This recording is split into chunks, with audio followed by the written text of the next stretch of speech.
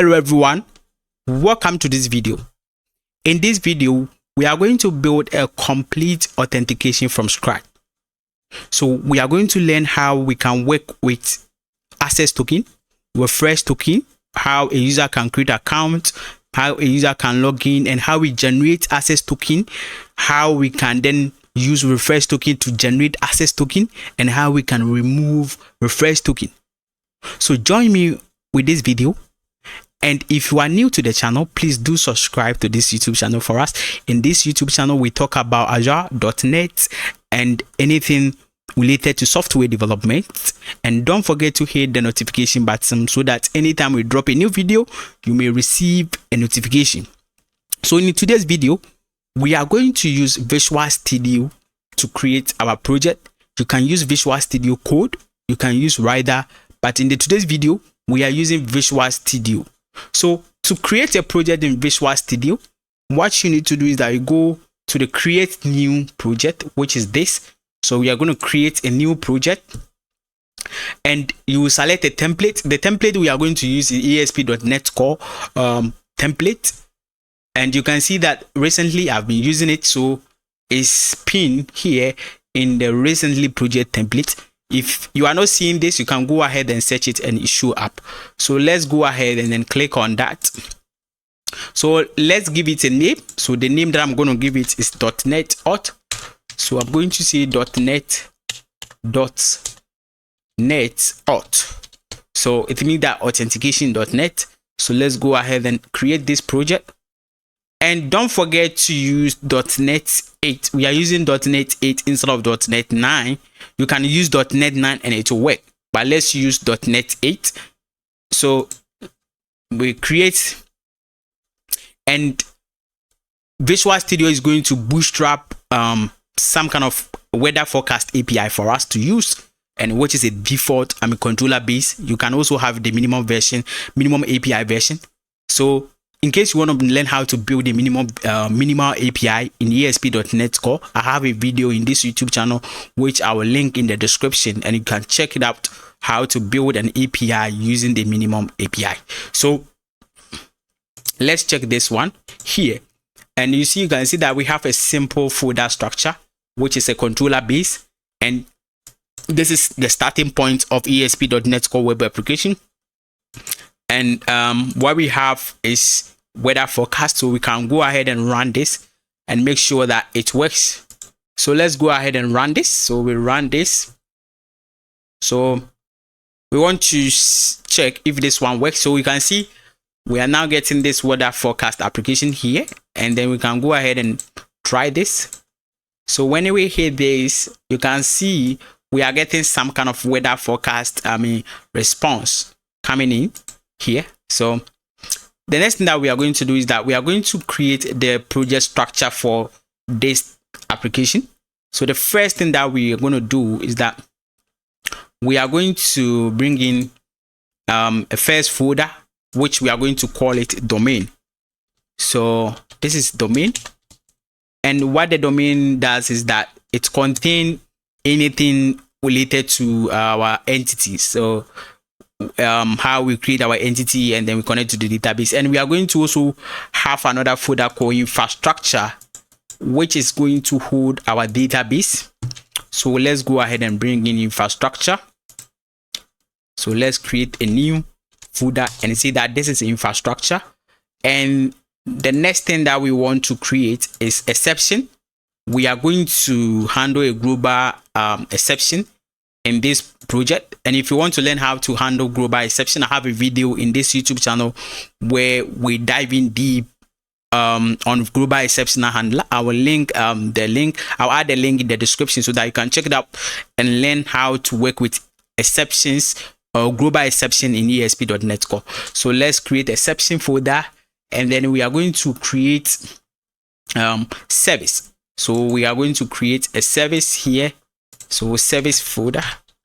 So this is service. We're going to hold our service. So before we start, then the first thing that we need to do before we can start writing our code is bringing in some packages or dependencies. So let's go to this project and say we want to manage NuGet. So Nugget, let's go in there and see that the first one that we want to add is automapper. So automapper help us to do the mapping. It taking all the workload for us, all the boilerplate. So we just do configuration and we go ahead with that. So let's use automapper. And the second thing is that we are going to use the ASP.NET Core Authentication JWT. So let's try to search for this. ASP.NET Core Authentication .jwt bearer, right? So this is how it works. So let's click on that and install this one, which is going to help us. And then let's bring in the identity. So basically, you can handle authentication and do more complex stuff with identity, which is a package. And we can also say it is built in you can use it with ASP.NET Core, which take care of all some of the authentication functionality. And this is coming from Microsoft, so it's secure, and then you can use it with any project that you can think of. So that is what we are going to use. So let's go ahead and install that one. So make sure to install ASP.NET Core .identity framework, right? Identity.entity framework. So that is what we're going to use. So the next thing, we are using it. We are installing .NET 9. Make sure that all the package you are trying to install, you are using .NET 8, right? So make sure to select .NET 8. So that's why we are getting an error. So let's go to the one that we have installed here, and okay. So we have this. So it means that the first one, instead of us to select .NET 8, we selected .NET 9. So it did not work. So let's go back to the authentication one. So we are going back to install the Microsoft.ASP.NET Core Authentication. So in this one, let's select .NET 8 and make sure we install that. And let's go and search for Entity Framework Core. So when we search for Entity Framework Core here, we are going to install the SQL provider, SQL Server provider. So when you search for Entity Framework Core here, you can see we have this called Microsoft. We have this called Microsoft .entity core.sql server, which you can work on with that, and it helps you to connect to your local instance, SQL Server instance. So let's select and make sure to install .NET 8. Use .NET 8 to install that, and then we are going to install that and make sure to install the tools. So let's install the tools too here. Let's select that and then install the tools, and always make sure you are using .NET 8. And let's install the design too. So let's install the design too. So now we have all our package installed. So let's go and check and verify and check if all our packages installed. And you can see we have all this package installed here, and you can see we have the automapper and everything set up for us. And now our folder 2 is set up. So the first thing that we want to do is that we are going to work with our domain folder, which in the domain folder we are going to create the 2 folders, and one is called construct. The construct is basically hold DTOs. So let's go ahead and create a new folder here called construct, and then let's create another folder called entity, right? So this is going to be our entities, right? So the entities is basically our business logic. So in the simple term, you can say that is our business logic.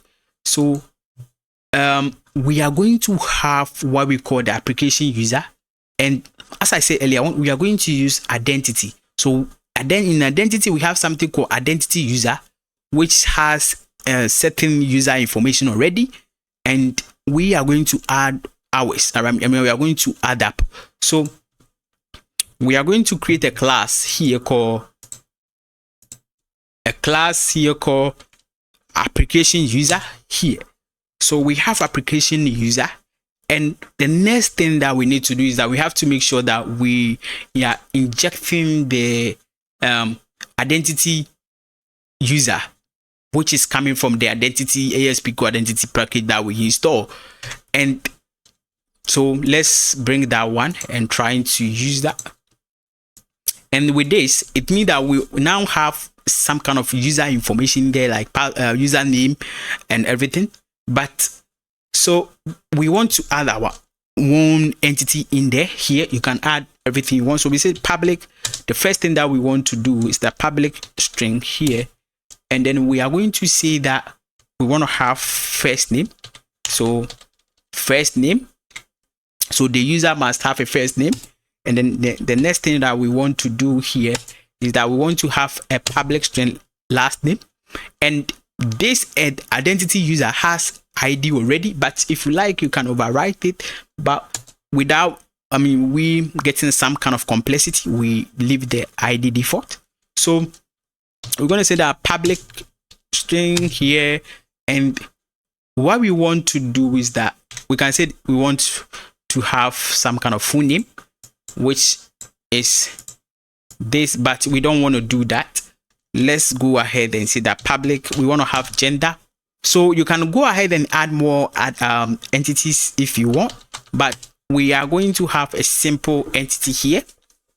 So the next one is the gender, and the second one that we are going to have is which is the refresh token. So we are going to have some kind of refresh token. So one thing is that we basically store the refresh token in our database. So refresh token can live for 7 days. And as much as the refresh token is active, we can then use the refresh token to generate access token. So the access token is a short lived. So we can say that the access token normally taking maybe 15 minutes or 20 or 30, or you can say 1 day. So when the user create account and they logged in, we generate refresh token and access token, and then we store the refresh token in the database. So when the user come back, we always check if the refresh token that we generated when they log in initially is active. Then we generate new access token for them to log in without allowing them or asking them to log in again. So most of the applications, mostly when you log in once, when you come back, you can log in again and all that. And that is the work of refresh token. So that's what we are going to do here. So the next thing that we want to check is the time that the refresh token will expire. So date time. So we are going to bring in what we call date time here. So date time, the expiring date, right? The refresh token expiring date, because we can assign a certain expiring date for the refresh token. So let's go ahead and see that we want to create what we call date time. So date time again, and we want to check the time that the user was created account. So created, let's say created at, so created at something like that, and updated at. So these are the entity that, or our entity that we need. So this is what we're going to put into our database, and this is going to be the user information. So we have this, and then the next thing we are going to do is that we are going to handle a global exception. So we are going to structure how our error response is supposed to. So we are going to create construct. So the construct is basically DTOs. So the first class we are going to create in the construct is error response. So let's go and create error response class, and we can name it error response. And this is basically a structure of how our error response should return, or how it should structure. So you can figure it out and structure it how you want. So let's say we want to say that public string here, because our error supposed to have a title, and when we have a title, we have a status code. So we say the public hint status code. So we say status code here, and we're going to get to getter and setter. So this is our error response. This is our error response construct, and the construct is basically DTOs, which is a data transfer object. So the next thing that we want to do is we want to create something we call JWT settings. So before we can work with refresh token, access token, we need to have something we call keys and valid issuer, and then we have some kind of valid audience, expires, and everything. So that is what we need. So what we are going to do is that we are going to create that and then structure that. So we're going to create a new class called JWT settings. This is basically what we are going to put these settings in our program.cs, our JSON,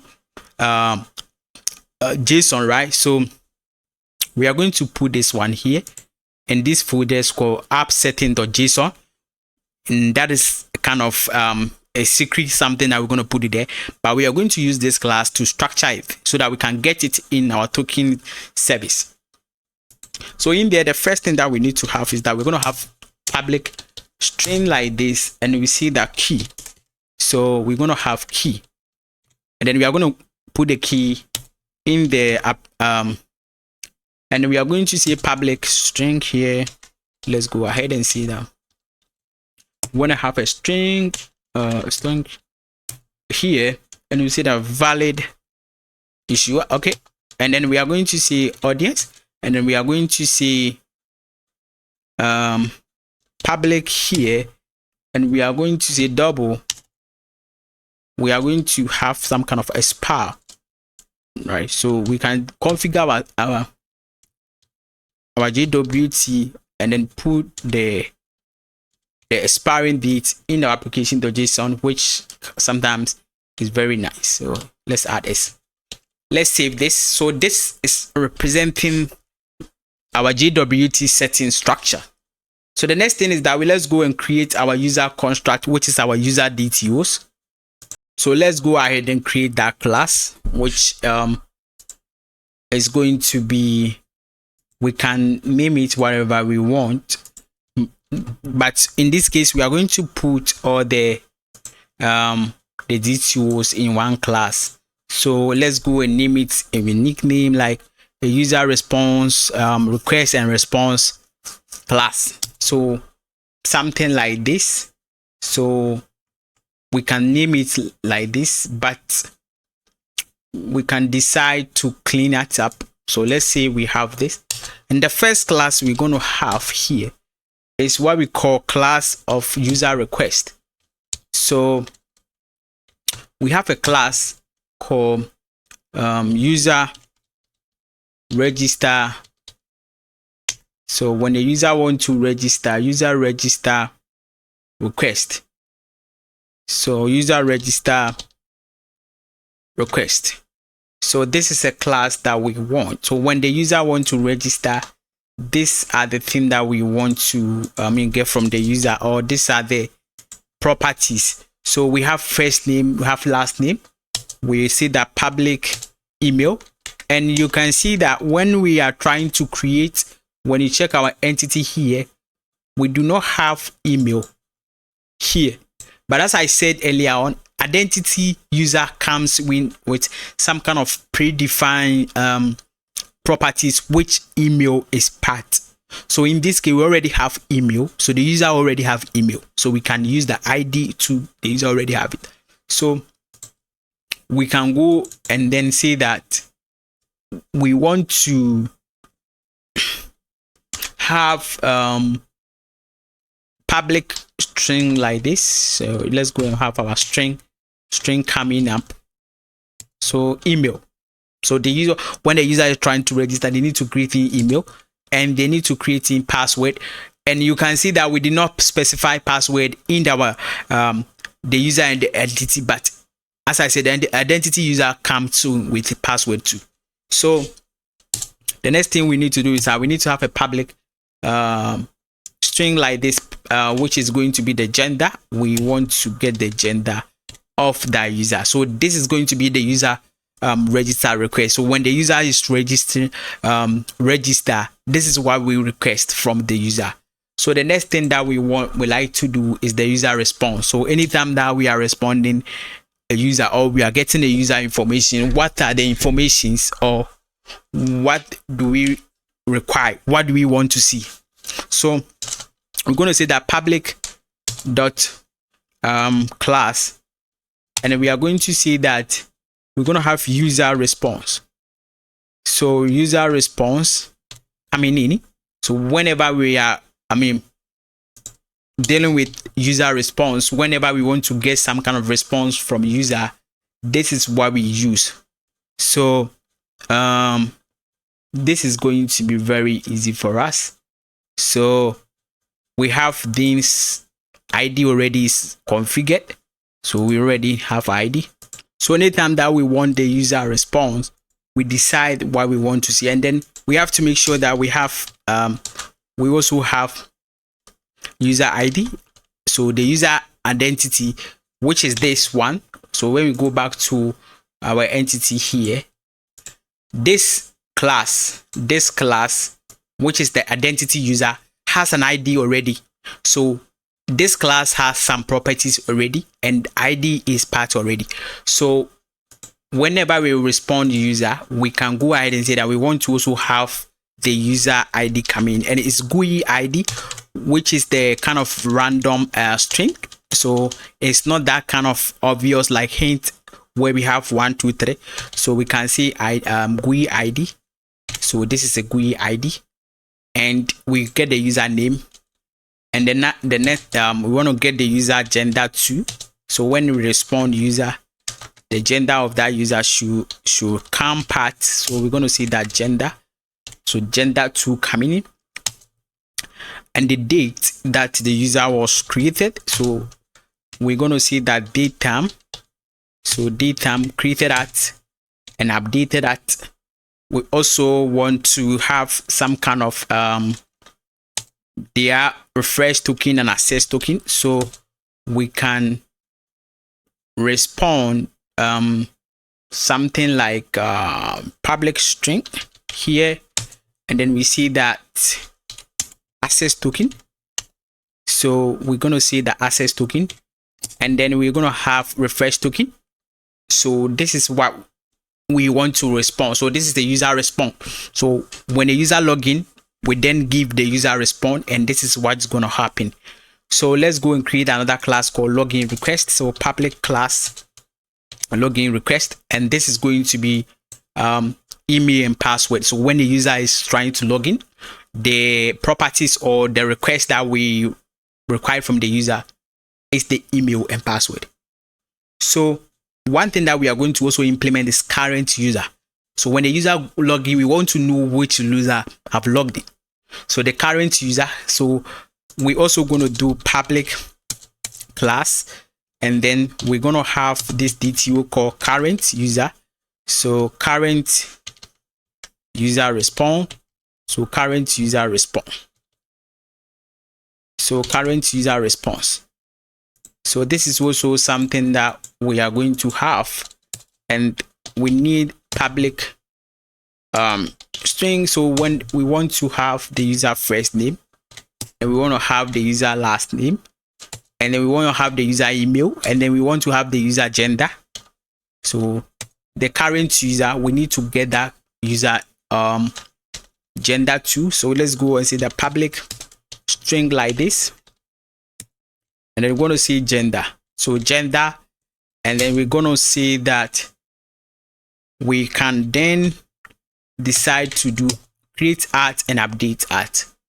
So this is also basically, we can also, to make it fun, and it's not something maybe you might do in production, we can say that we want to return access token coming up. So when we get a we want to generate some access token for that, so we can say public access token. So this is what we get. Okay, so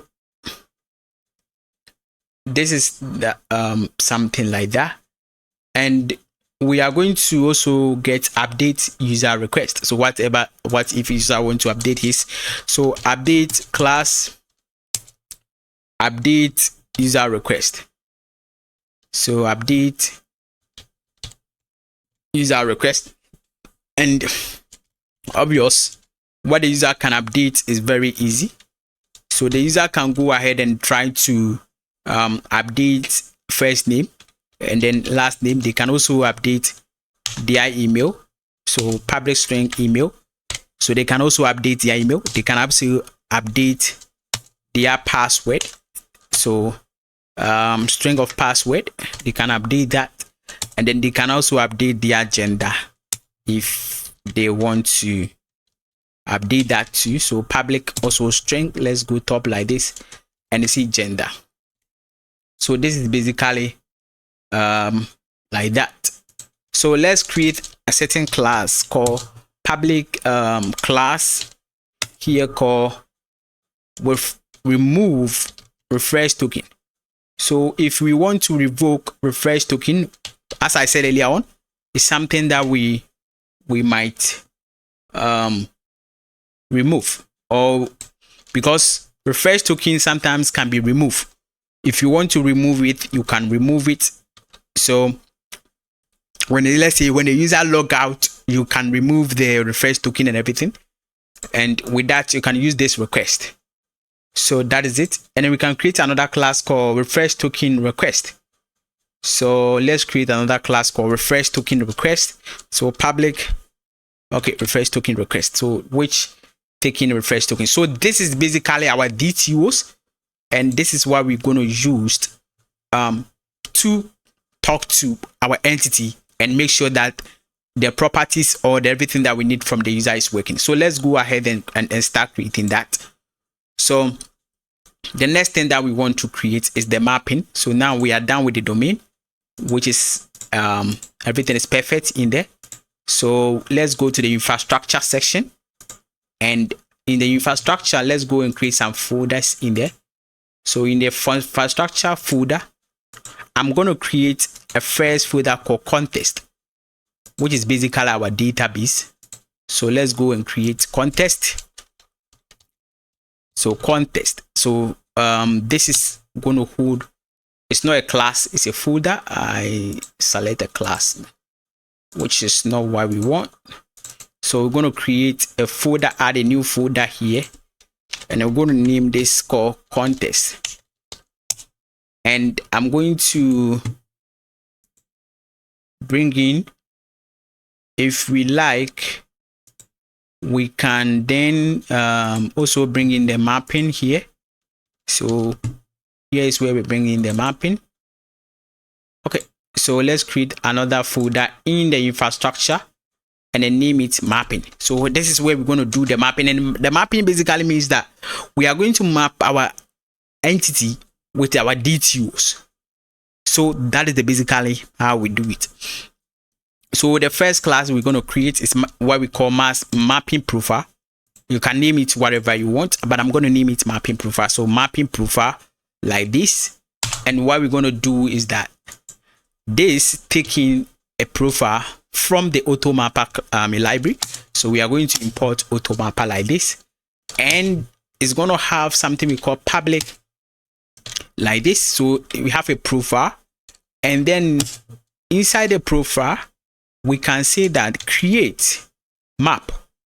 So create map, and the map that we want to create is that application user with the user response as a first thing that we want to create. So the application user has some kind of entity in there, and which we also want it to appear in the user response.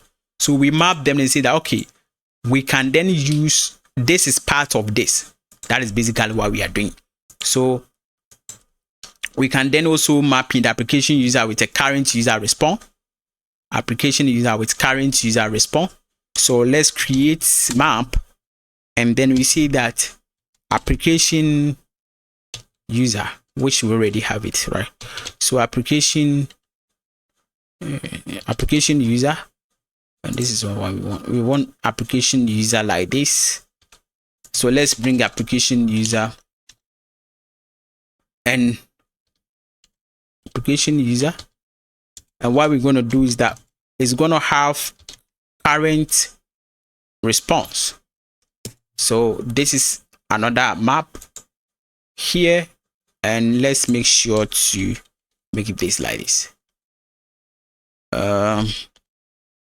So and terminate it like this. So this is basically our Now we have our response and user register request and application user. So we also have this. So basically you can do the mapping. There is a lot of ways that you can do map, but we are doing it, I mean, we are making it very simple like this. So the next thing is that we are going to create our database. So let's go here in the context and create application DB context. So we are going to create a class called application DB context, and basically we are using the entity framework core, the entity framework to basically do our database, which is common in the .NET environment. But this time around we are doing something different, and then you can say that we are bringing in identity DB context instead of DB context from most of the application that mostly you create. You basically say that you are using database context, but this time around we are using entity because we are working with entity, right? So we have this entity, and we can make it very simple like this. So let me use this class here instead. So let's make it simple like this. So we have application DB context, which is taking the DB option and then taking the application DB context, and it's taking the identity DB context, and we have the application DB context. This is very easy. And then we have this modal builder. So now this code that we have here is going to take care of our database. When we perform migration, is going to generate all the property that we have. I mean, we have in the application DB the application user, and give us a migration, and then we can see that one into our database, and we have something to work on. Okay, so now we have this, and then the next thing that I would like, I mean, we should go ahead and create is the services that we need to create. So we are going to create a lot of services here. So the first service that we want to create is we want to create current user. So let's work with the current user first. So we're going to add that one. So we are going to see the current user, which is the interface that is going to represent the current user. So the current user service. So this is the interface. So we're going to say that this is an interface. So interface of current user. This is supposed to be current user. We made it current user. So let's go and add the I, so that we know that this is an interface. Okay, good. So this is an interface, and it's gonna have some kind of, let's bring in some kind of iLogger so that we know. But this is the interface, so let's forget about that and go ahead and see that public. So basically this is going to help us to get some kind of a user ID. So when the user login, we want to see the ID of that user. So basically that is it. And in here we are going to have this here, and what we are going to do is very easy. So we are going to have var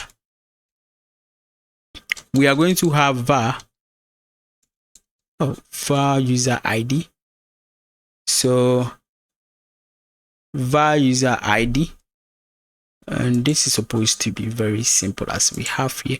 So this is basically the interface, and what it's doing is that it's just getting a user ID. So let's go and create the service. So let's go and create a current service, which is here. So let's go and create another class called current service. Okay, so let's go and rename this class to current service. So let's go. So this is a current service. So current user service, and is implementing the current user service. So we implement that. So this is basically what we have. And what this does is that we are going to say var user ID. So the user ID goes with that. And this is coming from entity framework. So the one thing that we need to do is that we need to bring in the what we call the IHTTP context as. So let's go and bring this one here. So we see the I. So we need to bring in this, and we add this to a constructor. We generate a constructor for this. So we then can import this package. So now let's go ahead and create this again. Now that this help us to, this is part of ASP.NET Core, which is the IHTTP context accessor, right? It's help us to get the user ID. So this would then decode or it will decrypt the token and pick the user ID from it. So whenever the user log in and there is a token, it will be able to pick the token and give us the user ID. So this is what this interface, which is coming from ASP.NET Core, does. So we are going to use that, and then you see that we want to get the user ID. So in here we say var user ID, and we make it like this. So we need to use this. We need to import this from the system.security, which is claims. So find the first value and then claims name identifier, right? So this will help us to get the user ID. And so when we get that, what we do is that we just return the user ID for us. So this is a current user service. So this will help us to get the current user, the user who have logged in. Okay. The next thing that we want to do is that we want to work with token. So tokens is one thing that we need to have a service that generates tokens, and also service that help us to generate all the refreshed and access token. So let's go ahead and create another interface. So this is going to be a different interface called iToken service, and let's add that. So this is basically an interface that is going to have some kind of generate JWT token and refresh token. So we're going to say task here, and then we see that is return string, right? And it's a generate token. So generate token, and this is going to have application user. So we bring in the application user here because that is what we want to generate the token for. So application user, let's see application user, which already have it, and then when it comes in we say it's user. And one is that we have to have a string of generate refresh token. So this is basically the token service. We are generating refresh token and we are generating access token for the user. So the next thing that we need to do is we go in and see that we are going to create another service called token service. So token service implement, let's create a class and name it token service implement. So we can add this some kind of implement. It tells you that this is implementation of that service. So we're going to add this, and this is going to first of all is implementing the iToken service, which is an interface which has some kind of that method that we need to implement, which is generate token and generate refresh token, generate JWT token and generate refresh token. So what we're going to do is that we're going to implement those interface right now, and we have these two interface. So now remember that we need to have some kind of security. We created this. So we created this. When we go to our domain construct JWT setting, we have this thing, and this helps us to work with the token. We generate the token and everything. So let's go to our application.json, and I have the configuration with my database connection string. So the connection string is something we are going to use. The connection string is where your SQL server is on your local machine, and so basically you need to bring that one too. So let's go to application, the app.setting JSON here, and let's use the developer one. And I'm going to bring in this my setting here, and there is taking in my connection string, which we are going to use in to connect to our database. And I can say that all DB here, production. So I'm going to make this code available on GitHub. You can take the code and go through, but what we are trying to do is that we can say that this is going to be an auth API testing. So we can make it like that, or we can leave it default, which I say that real world API. You can put everything in here, but what we are trying to do is that this is what we are using our JWT setting. This is what we are going to put in there. You can see that we want to expire the refresh token in 120 seconds, and this is the key that we have, and this is the valid audience and everything. So this is what we have. Okay, so let's go to our token service and let's try to work on that. So in our token service here, when it comes to the token service, the first thing we are going to do is that we are going to bring in some kind of security. So let me bring this implementation here. So the first thing that we need to do, we say that private read only. So read only, we say system. So we say that system. So this is kind of system security key, right? And this is not system. This is kind of, how do we call it? Yeah, so let's bring this one here, and this is going to help us to get access to the keys that we have. So let's say this is a private read, and we need to bring in the rest. So we say private read only here. So read only, and then we have, it's going to be string. So string, and it's going to be visualizer. So let's bring all these things here. This is what we want to do. We basically want to bring in the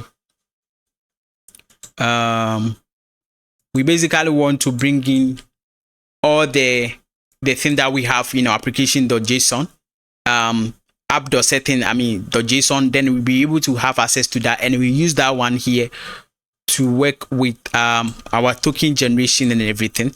So the iLogger is going to be for these things, right? Okay, so now we have this, and one thing that we need to do is we need to generate in constructor for this. So we need to generate a constructor for this. So we need to then bring in we create constructor for all these properties that we have in here. So, but in this case, we are going to use what we call the I configuration, which is coming from esp.signet core, and it helps us to access or to get values from the application setting.json. So anytime that we want to get some values from here, any of this, we need to use, or the simple way is to use the I configuration, which is coming from the esp.net core, and they help us to get some values from there. So we're going to say that public, right? So we have this public, and this is giving us this, okay? And then you can see the Copilot is trying to suggest. So let's check if this is right. So the Copilot is saying that we need I configuration, we need user manager, okay? And we have the iLogger here, which is not basically what we want. So, and then we have the user manager here. Is go to this, and then we have the settings here. To do convert. This is not what we want. So basically, what we want is this. We want to have this constructor here. So, we need to have this constructor here. So let's fix this. So this is basically a constructor that we're trying to help us to, get these values at work. Put this value to work.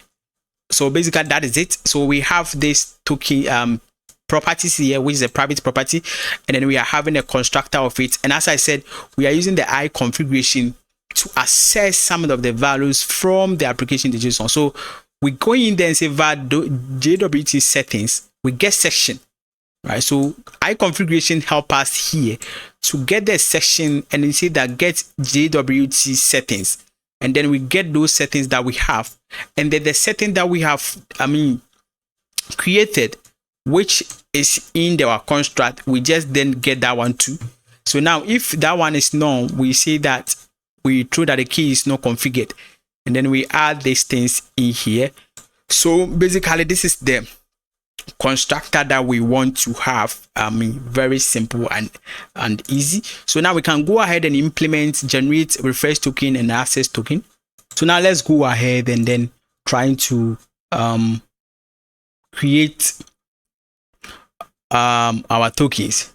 So the first thing that we want to create is we have, let's bring in the JWT token first here. So this is generate the JWT token, which is the first thing that we want to work on. So before we work on that, I want to create some kind of method that we are going to use. So what we are going to use is that we are going to use a certain class here. So let me go ahead and create a class called generate. So we're going to say private JWT. The copilot is giving us, disturbing. So JWT security option. So that is the name that we want to give to the class. So it's a private class that we are going to create, which means that generate, we can see generate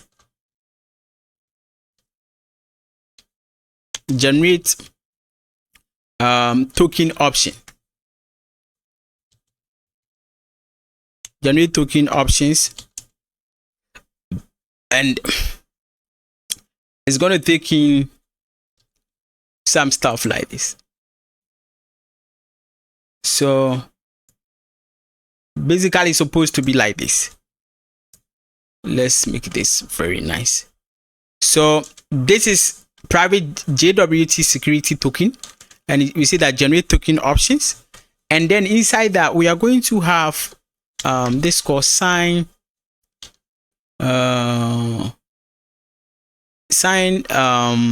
what we call credentials, right? So sign in credentials, the copilot is trying to disturb. So sign in credentials is what we want in here. So sign in, so let's see, sign in credentials. So sign in credentials, so sign in credentials, and then we see we name it, we give it sign in credentials, and we're gonna say we want to list claims. So list, and the list, which then say that claims. So list claim, and then we put that one to claims. Do something like this, and then we see this. So this is, we say that return new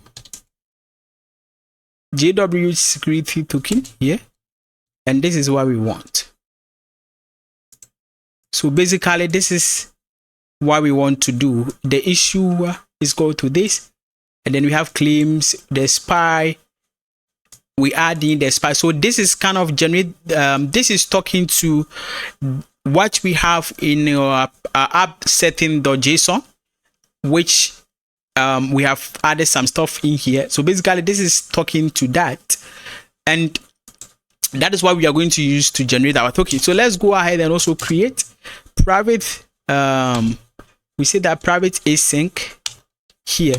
We want to work with claims, so we're going to say claims here, and this is not what we want. So we say that generate claims here, and this starts taking a list. So once claims are list, we are going to say, okay, so we have this class which the Copilot have suggested for us, and this is the class we want. But we then say var return new, so claims is called to new list of claims here that we want. So this is what we want. So we need to have a claims, and then we need to have generate token option. So the claims is kind of we giving, when we are working with authorization, this is normally where we normally use claims, right? To say that, okay, we assign some kind of in the basic concept, we are assigning some kind of audacity or authority to this, right? This user. So we can say that when the user is a rule, when the row is, they will sign more advanced claim. We call something the principal claim and all that, but we are not going to talk about this in this video. We are just focusing on how to create simple login and logout. So the claims that we want to have, we want to assign some kind of claims to all the properties that we have in there. So these properties that we have, we want to assign claims to these things that we have. And this is some kind of, so let's do this, and let's hit this, and let's do this. So we want to assign some kind of claims to, let's do this like this. And what we are going to do is that in here we are going to say var now rows, and then we assign the row. So this is basically, we are not working with rows here, and then we return the claims here. So we want to get the user claim, then we return the claims here. So basically this is what we want to have here, and this is very, very easy. So this helps us to get the claim, get the user claim, and then this helps us to generate the token option. So this two method is what we are going to use in generate token options, right? So generate token. So let's go to generate token, and then first of all we say var sign in credentials, and then to sign in credentials is go to new sign in credentials security, the security algorithm. That's okay, this is good. So this is what we want, and then we say var claims here is called to await, but this is get claims here, and then we assign it to users. And the error we are getting here is that this is the await operator, because this is supposed to be async. So let's go ahead and make this one async. So when we get the claims here from the user, we also take in the token option. So then we return new, this then generate access token for us. Now we are using this what we have in application.json, and then we are adding claims to it, and then we are generating token. So with a refresh token, it's kind of, we say that it's simple to generate refresh token. So refresh token is kind of random numbers. So we want to generate a certain byte, and it's going to be 64. So we want to make it long. So 64 is good. So when we get that, we are using var because we want to expose. And this is something that you need to take care of, right? So this is coming up from the crypto. We need to make sure we use that, right? So this using that we are using here, right? This is a keyword, and this is helping us to dispose the refresh token when we don't need it. It's help us. So you can see that it helps us to dispose. So it's kind of we managing some kind of unused resources whenever you use the using keyword in ASP.NET Core. So we're going to say that we want to, then we get a byte, we generate, and then it's a var refresh token here is equal to, we convert this to 64 bytes, the random number that we get, we convert it to 64, and then we return the refresh token. So basically this generates refresh token for us. So now we have done implementing our token service. So this help us to generate refresh token and access token, and it's very simple code that we have. Based on your needs, you can go ahead and implement more functionality or add more advanced stuff to it, but we stick to that what we have right now, and it's going to help us to implement it. So now that we have our token service working, so we cannot say it's working, but since we have it here, we can go ahead and try to create the user service. So now we are moving into the user section of the code. So let's go ahead and create the user service. So we are going to create a new class called iUser service. So let's go ahead and create iUser service here, and we are going to add iUser service, which is going to be a class, some kind of interface. So let's make this interface here. So it's going to be interface, and this is going to hold all the method that we need to implement in the user session. So in the user session, what we want to do is that we want to have these things inside, which is basically a user need to register and a user need to log in. So that is what we want to use. So this is basically having the user response. So when the user register, after that we return the user response. So let's go to the construct and bring these things inside. So let's go to the construct. We are getting an error that this thing does not exist. Let's check the name very well. So when the user register request, and we have the user response. So how we did the user response here is not how it's supposed to be. So user response, let's go to the mapping and fix this. So the mapping to is supposed to be user response. So user response, and let's go to the iUser service here and make sure this is going to be user response. So we have this user response, and this is supposed to be current user response.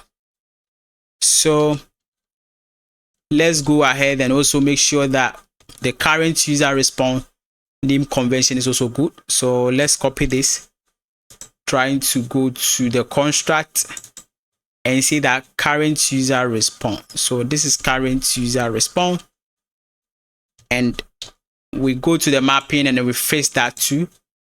So you can go to the mapping and see that current user response. So current user response.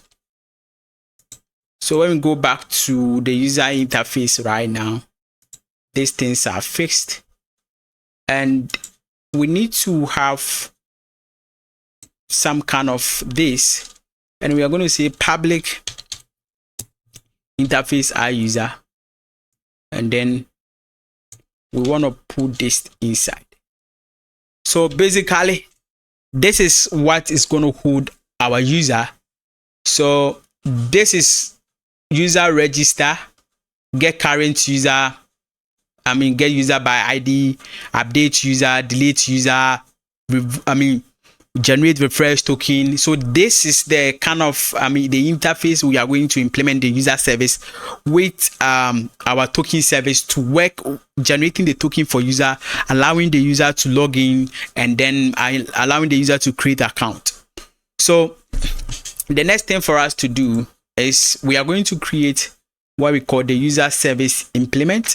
So the user service implement, that is where we are going to perform all the magic. So we're going to create a new class called a user service implement.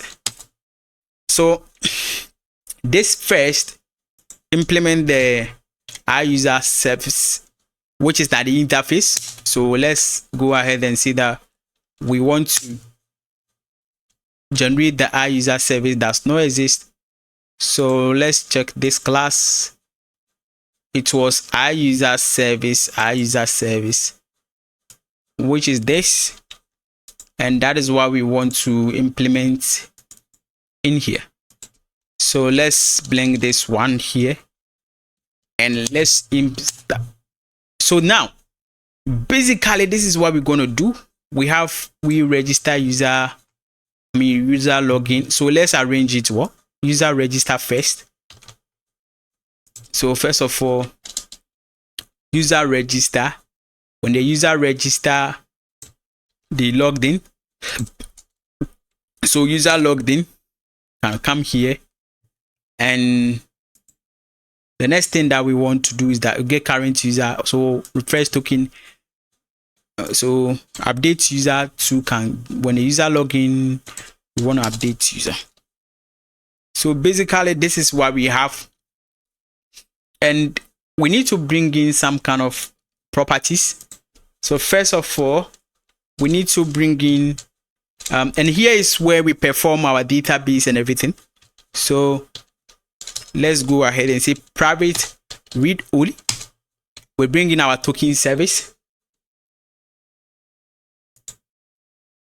So now we have our token service here, and then the second thing that we need to do is we need to also bring in the private, our current user service too, and then we need to bring in what we call user manager, right? So user manager,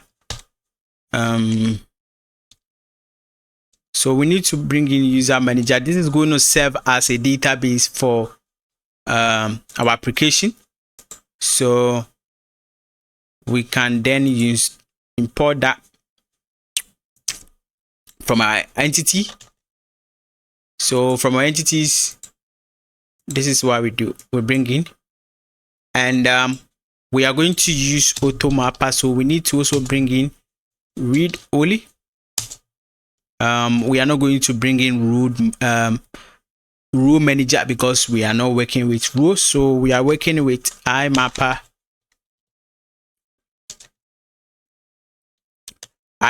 here, which is the auto mapper.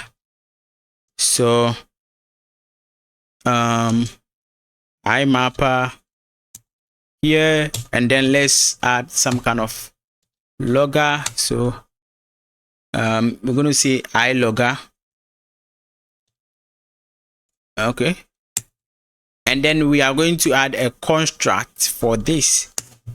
So constructor, we generate a constructor for this. So now this is what we have, and this is very easy.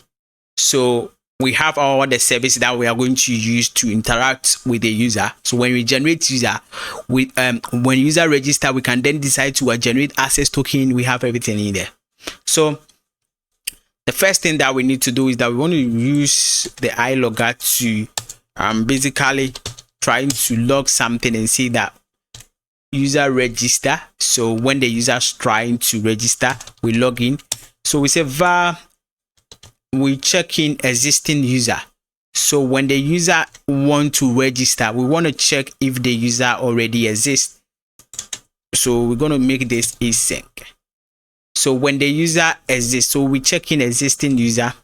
So when the user exists, so if there is existing user, we then throw in new exception. We are not going to throw back a request. We are going to throw in exception. So we are going to have exception and say that user already exists, right? And we can then also before that we can log this that user already exists, which is it's helping when you are debugging your application. Let's say if you are deploy the application in a production environment and you want to debug it, you can it will help you.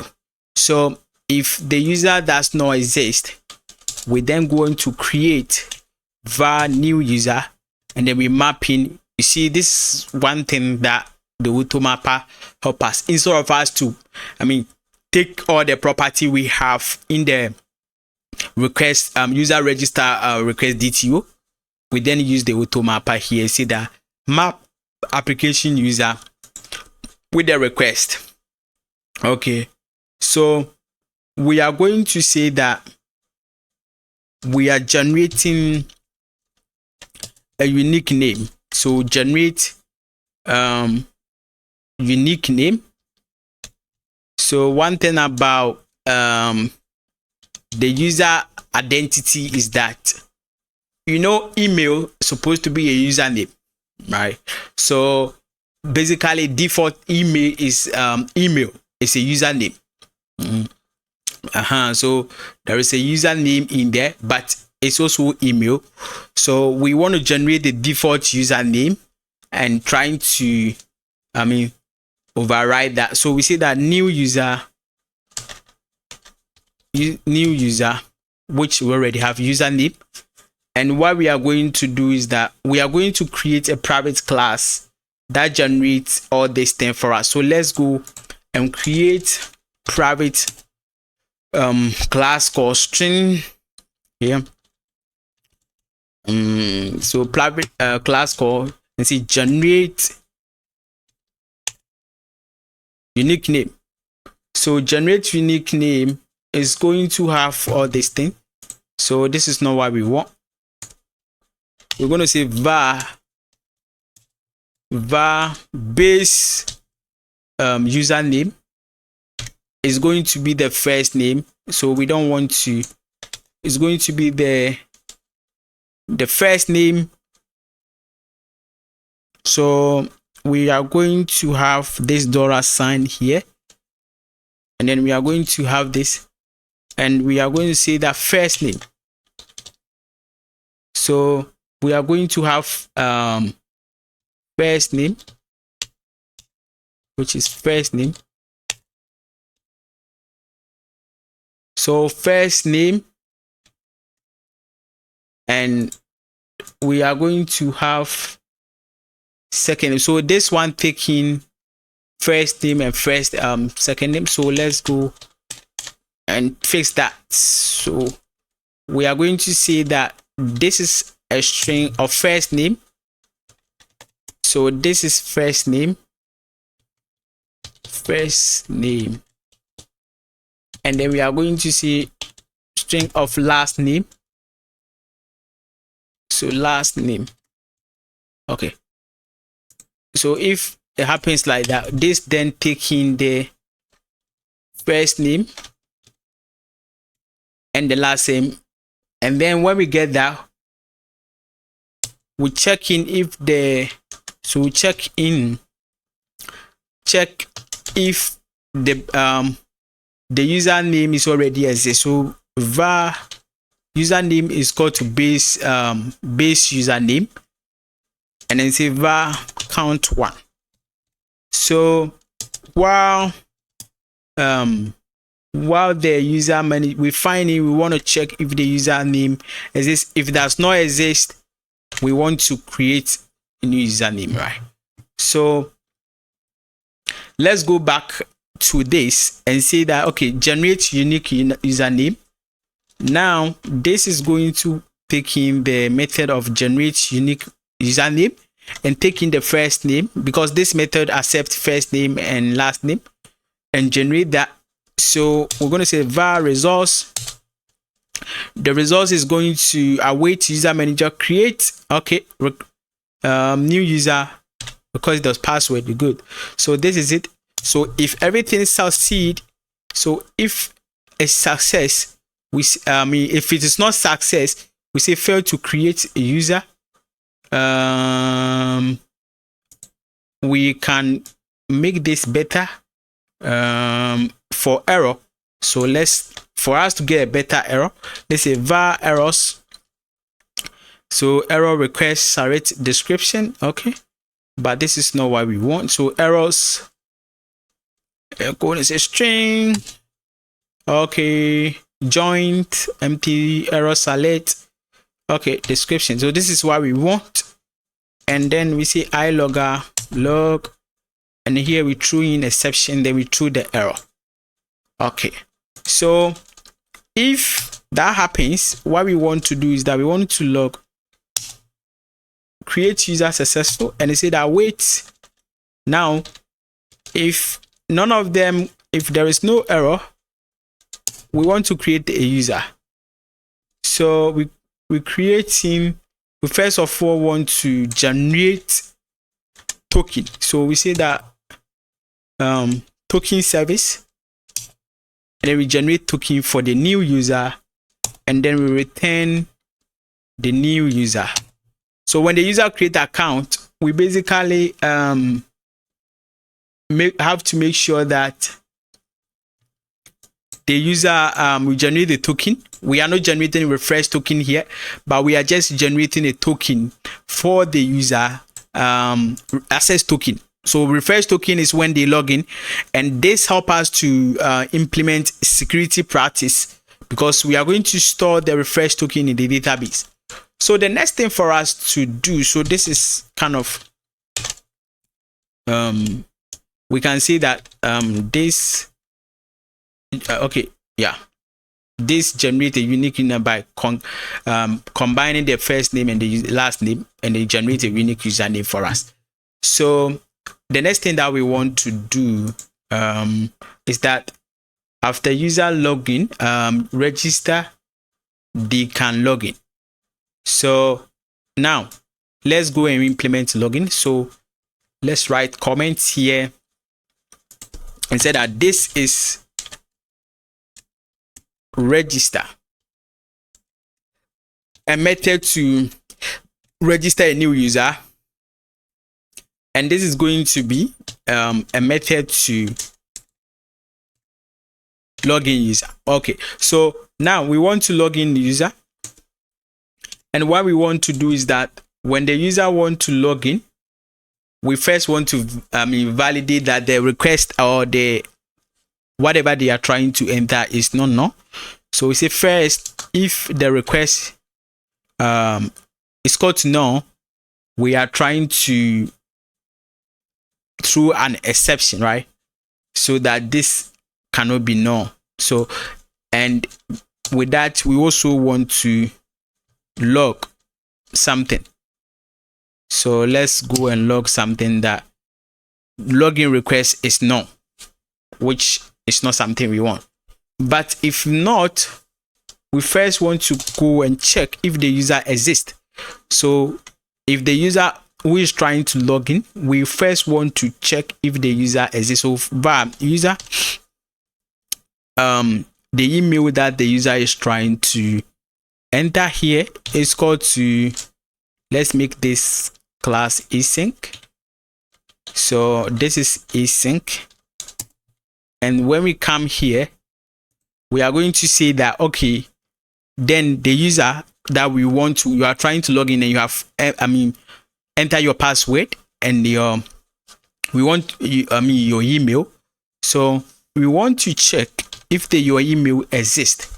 So find the username. So the email that you have entered, we are checking if the email exists in the database. So if that email that you entered, so if the user, right? So if the user is called to null, so if the user the user, it means that we did not find that one in the database. And let's go and say and the password, we check the password. So if the password too is not correct, and then we are saying that okay, then it's either you are having an invalid password or email. So it means that one of them is not correct. So if it is correct, the first thing we want to do is that we generate token for you. So if the data that you enter your password in your email and everything is correct, we then skip this if, and then we move straight to the point of generating token for you. And this time around is access token.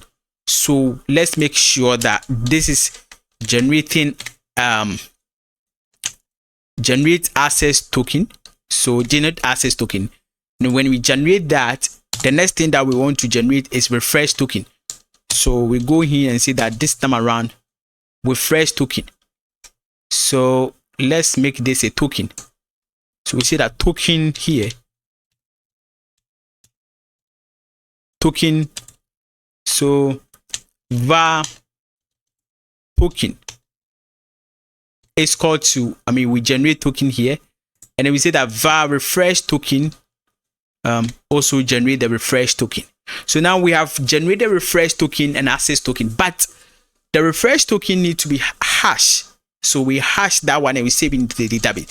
So what we are going to do that we say hash hash the refresh token and store it in the database, or override the existing the existing one. So here is the case that when the user log in again and maybe they already have token, refresh token, what we do is that we are going to override what they already have and then generate a new refresh token. So anytime maybe they go somewhere and come back and they want to generate a new one, we generate a new one and override the existing one. Okay, so this is what we're going to do. And to do that, we are going to do the using, right? We are going to use the using, which help us to dispose. So we say var, and we are going to sham 2.6. Okay, good. So this is helping us to basically hash. So let's try to import the crypto. So this is trying to help us to hash. You remember that when we generate the token, we generate it in the kind of hash format. So when we want to save it, we want to also hash and save it. So let's go to var. So let's check how we are generating it. So we go to our token service implement, and you see how we are generating refresh token. So we just random number here, and then we convert it to string like this. So it's a number of string, right? So what we want to do is that we want to hash it and save it. That is basically what we are doing here. So let's go back into the user service here. The user service is this. Okay, so the user service is this one. Okay, our user service. So here we then want to hash it, and you see the var refresh token. So refresh token hash is called to this. So this is not what we want. So what we're going to do is that what we have, which we have created the hash, you see the compute hash, right? So compute hash, then encoded, and then we see that the refresh token. So let's bring the refresh token. The test. So basically what we are doing is that we are trying to hash the token and save it. We don't want to save the token. We want to hash it. It's kind of so that it helps us when it comes to security wise, right? So that is it. When we want to get it, we also hash it and get. When we are getting it, we hash it too, and it helps us to for not some people to trying to interfere. When they interfere, they won't get the token because we have hashed it. So let's go to this and say that.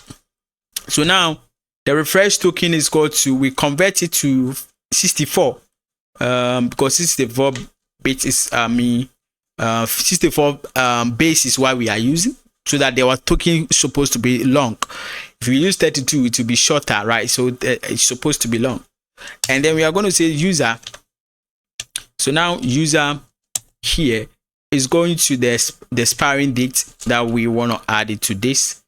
But if we want, we can get the expiring date from here, which we already have it in the application settings here. But we can also add it to here if we want. You can see maybe 2 days. Okay, good. So that is it. So when we do that, we then update the user information in the database. Okay, so now update, because the user already have information when they create account. So update. Okay, update a user information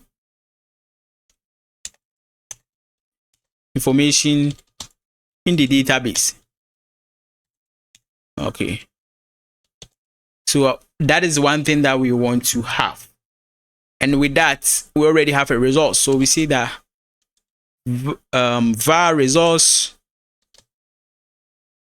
is called to, we call this, so the user manager, as I said, now is serving as a database. So it runs the update, right? So we update the user. So if everything succeed, when we update the user and everything succeed, we then say that okay, everything is succeed, right? But if it's not succeed, we throw this error, and we are going to go and say the var user response. If not, we want to respond the user with the user response format, and this is what we want to do. So we map in the user response, and we can then do the mapping here. So let's see that okay, we want to map application user, application user. So application user with the user response. Okay, the user response, and then we pass in the user, and then we see that token is called to token, and then refresh token is called to refresh token.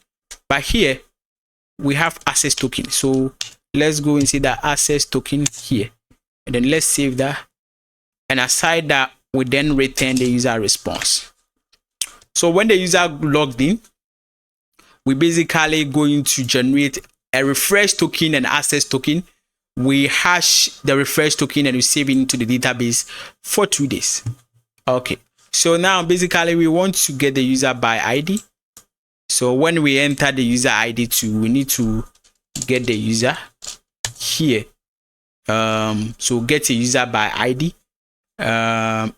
Is when we enter the user ID, we can find it. So we're going to say log something like ilogger, and we're going to say that we're getting the user information. It's a var user. So user is called to await.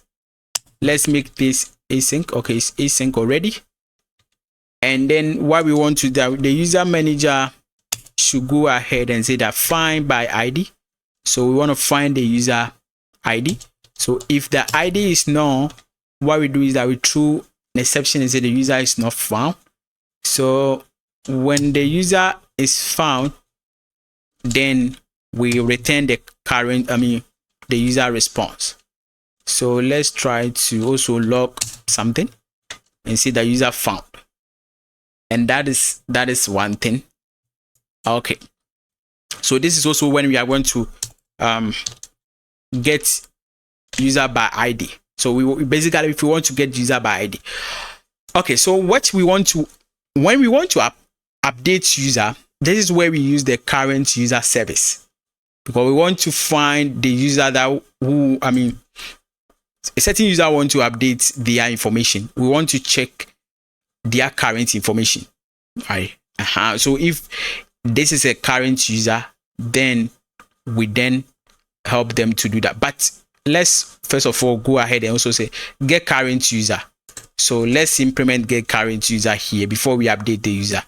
So the first thing that we're going to do is that we're going to say var user get current user. This is going to be async method.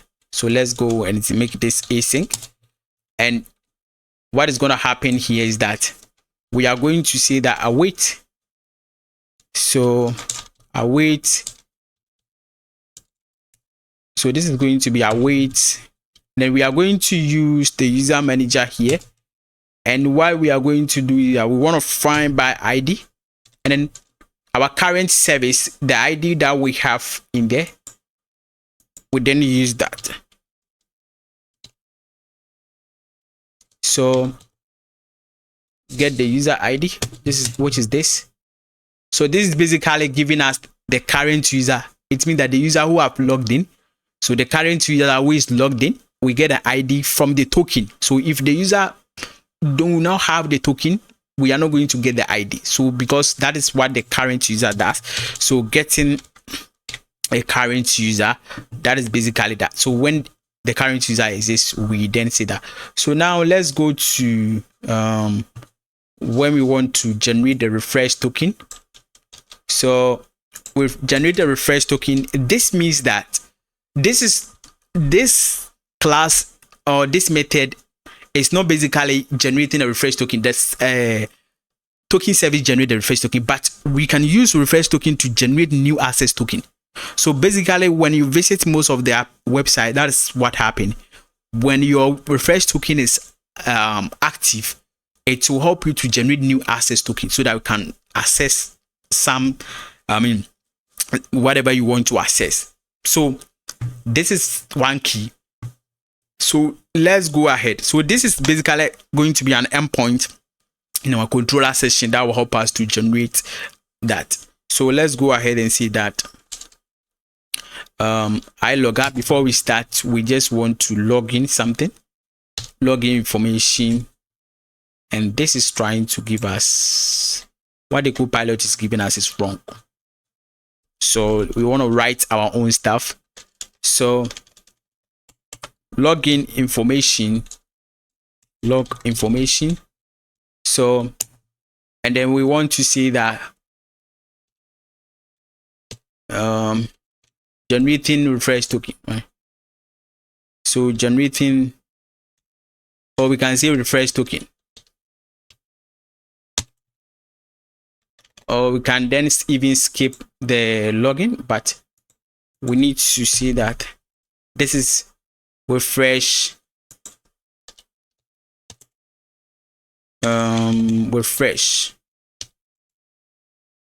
refresh token. So this is basically refresh token.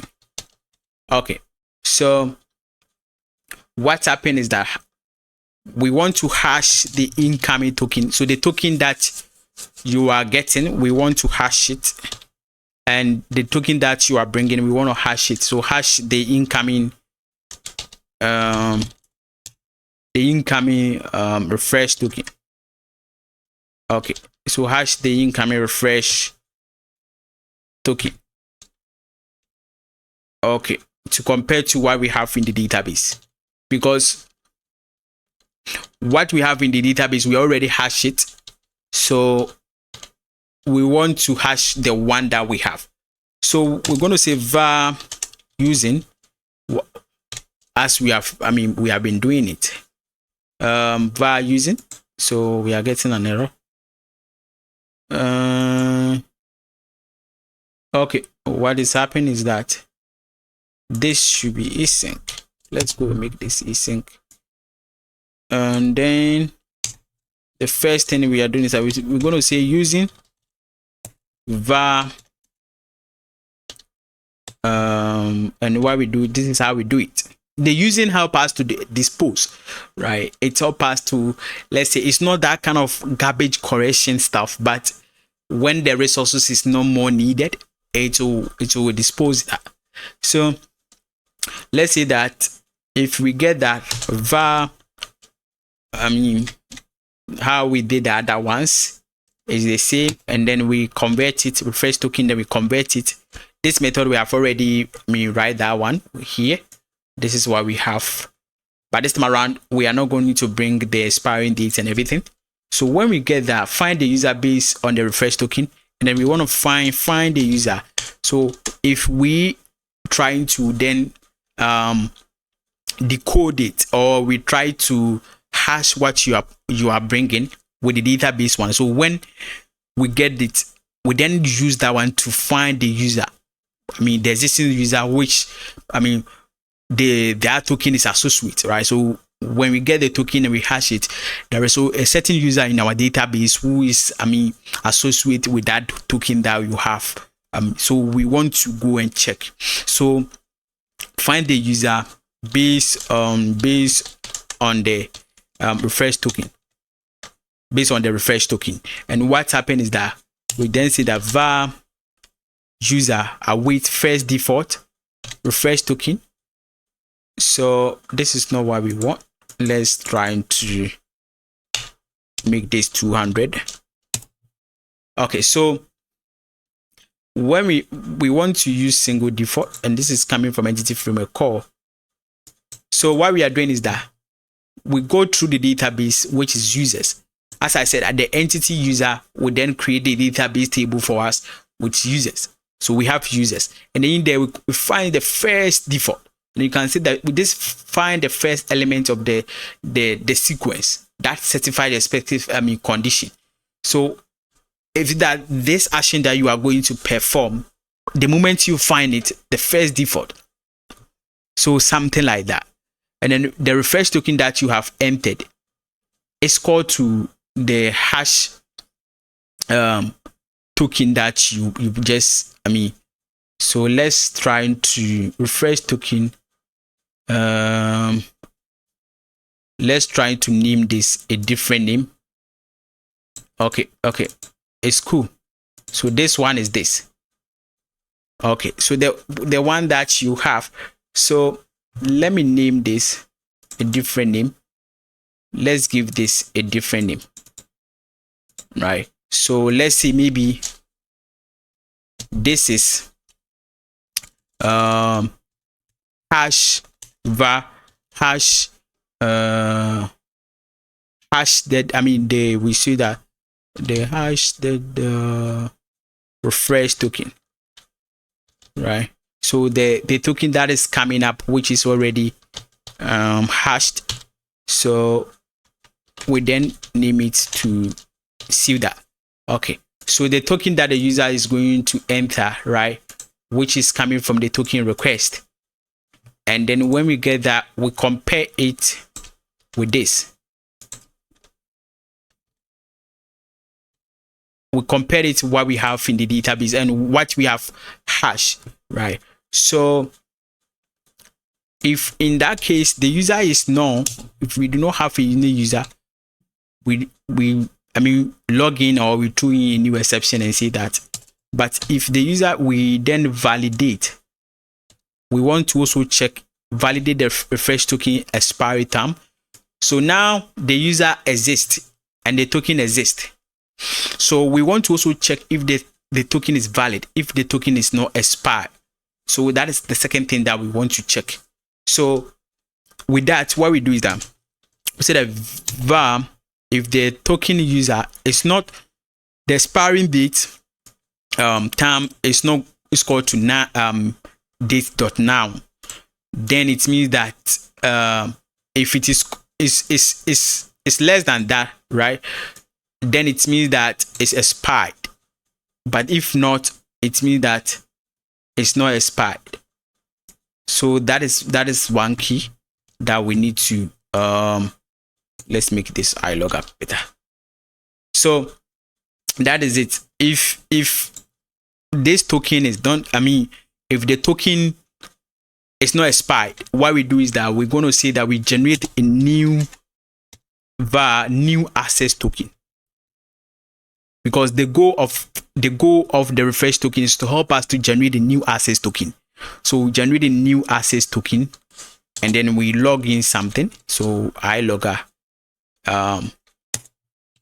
the access token is generated successfully, and then when it's generated, we then take that and then we use that one to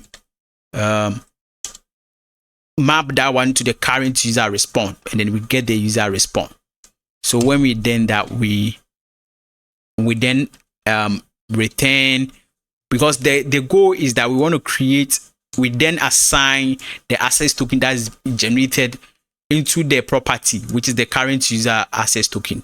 So this access token that we have here, which is the var access token, when we generate that, go to the current response.access token and assign that token to that property. So when the user is, we are getting current user response, that token will come from that session. So when is that return, current user response. So this is basically we generating a refresh token, and we are going to remove refresh token and also update user and delete user. So we now can get current user, we can generate a refresh token. The next thing for us to do is update user. So we need to update user. If the user wants to update their information, what happens is that the first thing that we need to do is that we say var user.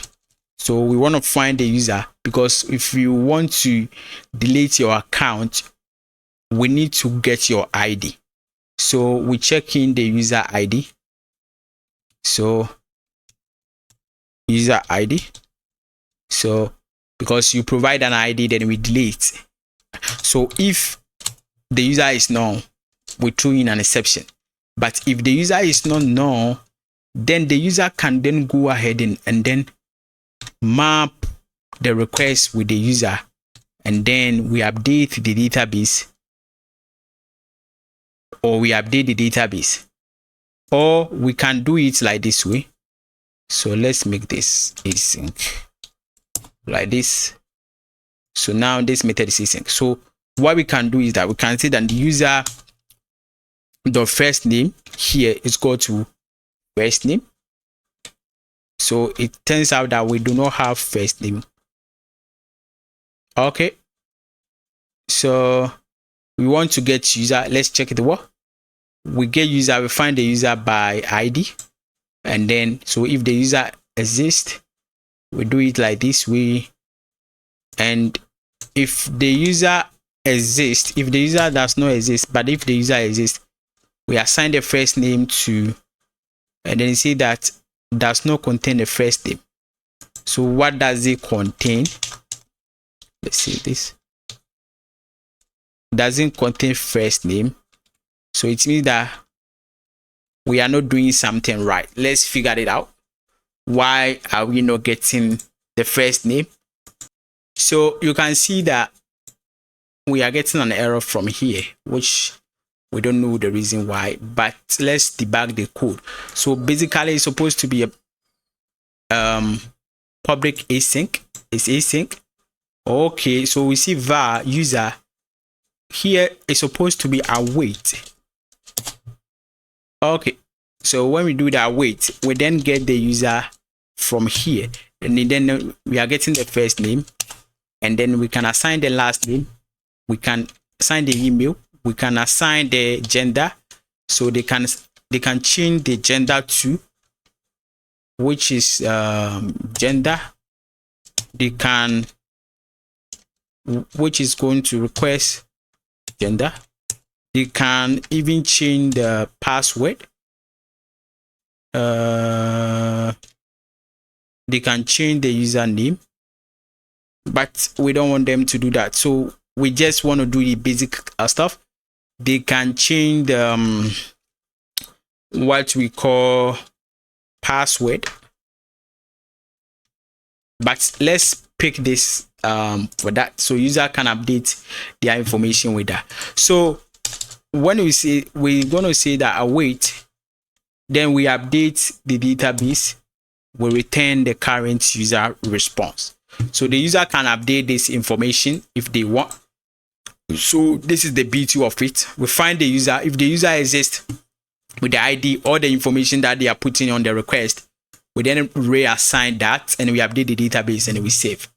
So let's say we want to delete user 2. It's very easy. We say var, and then we see that user. We also want to find the user ID. So let's go and make this to public sync. So this two is supposed to be public sync. And then if the user does not exist, if you want to delete user and the user does not exist, we throw in exception and say that user does not exist. If we then go ahead and delete the user from the database, and to do that, we also need to make sure that here is await, and then we save that. So now we can delete user from the database, only the ID if the ID that they are trying to put exists. Okay.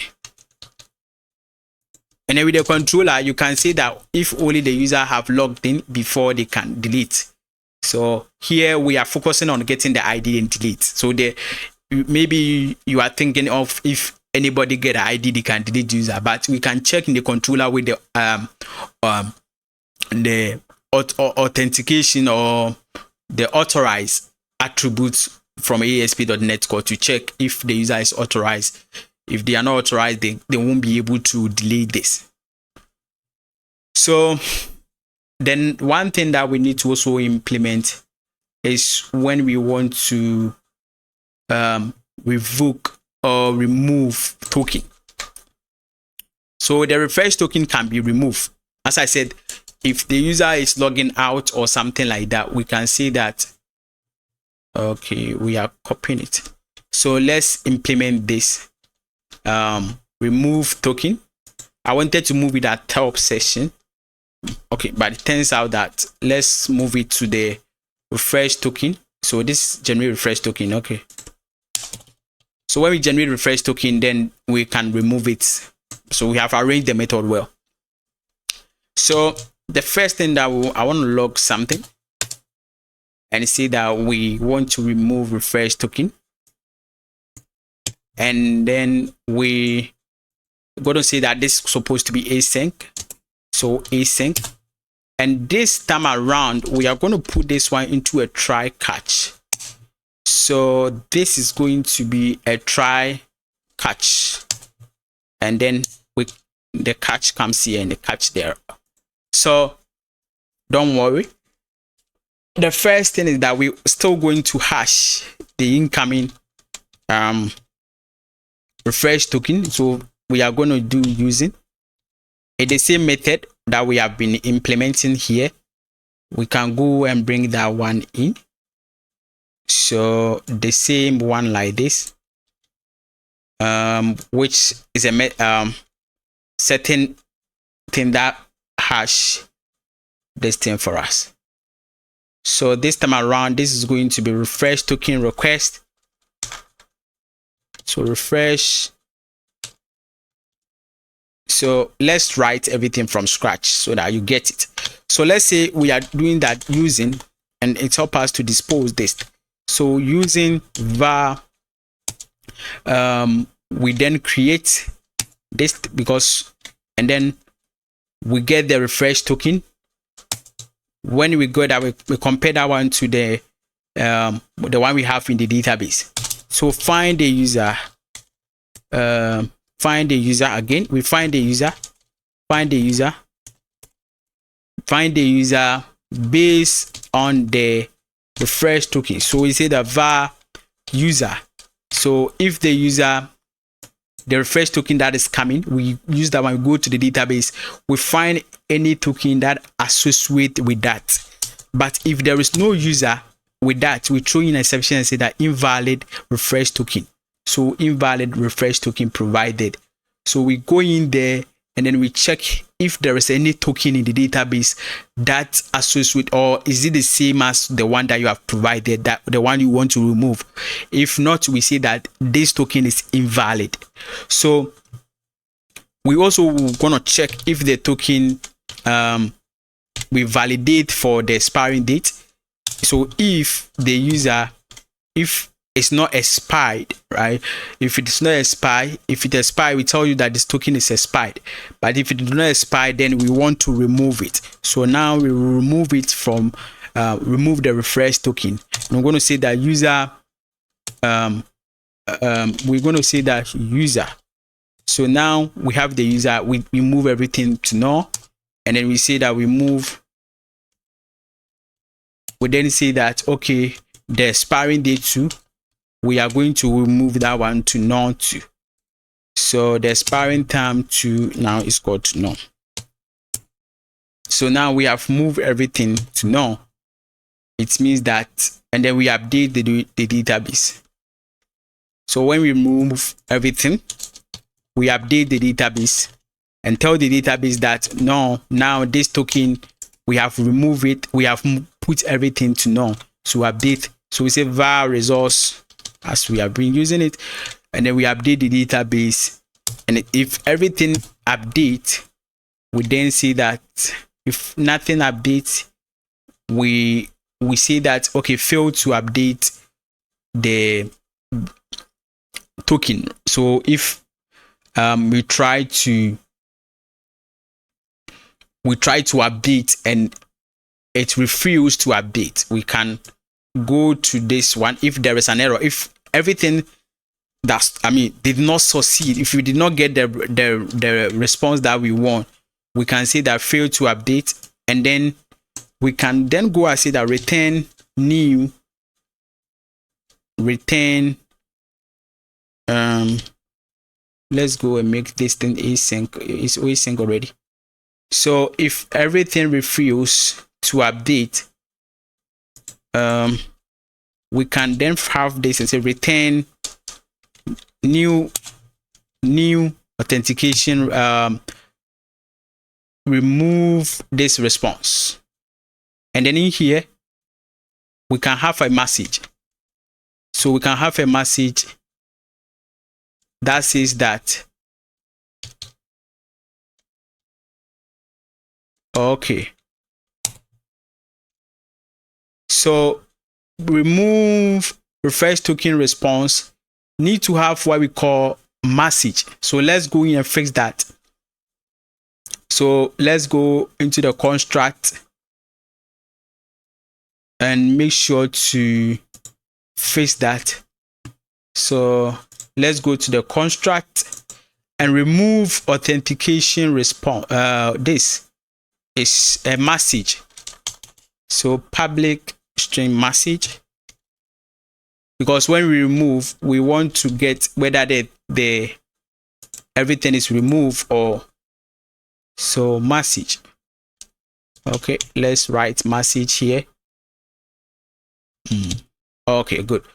So then when we go to the user service here, when this happens like this, we see that message now is called to fail to remove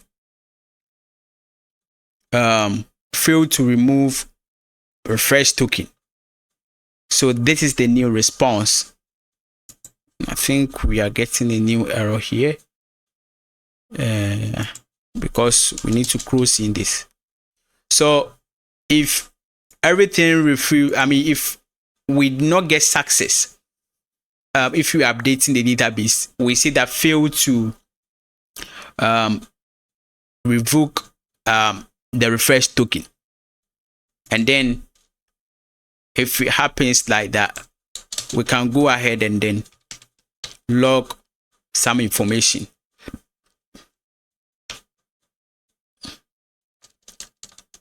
So if everything is success, okay, so if everything succeed, we then return a new message.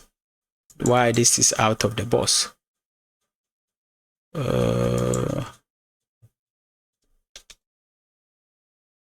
We are getting a lot of, let's see how we are doing this.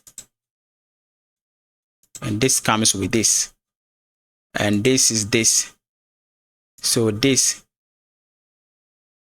Okay, so if we refuse to succeed, we don't need this. So if everything refuses to succeed, in here, return here, and then we bring in the message here. Now the message is called to fail to remove this, and then let's terminate this. Okay, so now let's bring in a close this. But if everything succeed, now we are going to do these things here. We want to log in information and see that refresh token removed successfully. So now if everything succeed, we want to say that the refresh token is removed successfully.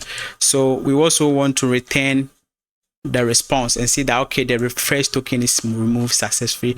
If there is a certain error, the catch error will catch it. So basically this is the user service, how we work with it. We have implement all the method, login, register, generate token, generate unique name, and everything. So this is what we're going to use with our controller. Then we'll be able to then create, register, and update. So now let's go and work with a global exceptional handler, which we are not going to spend a lot of time in there.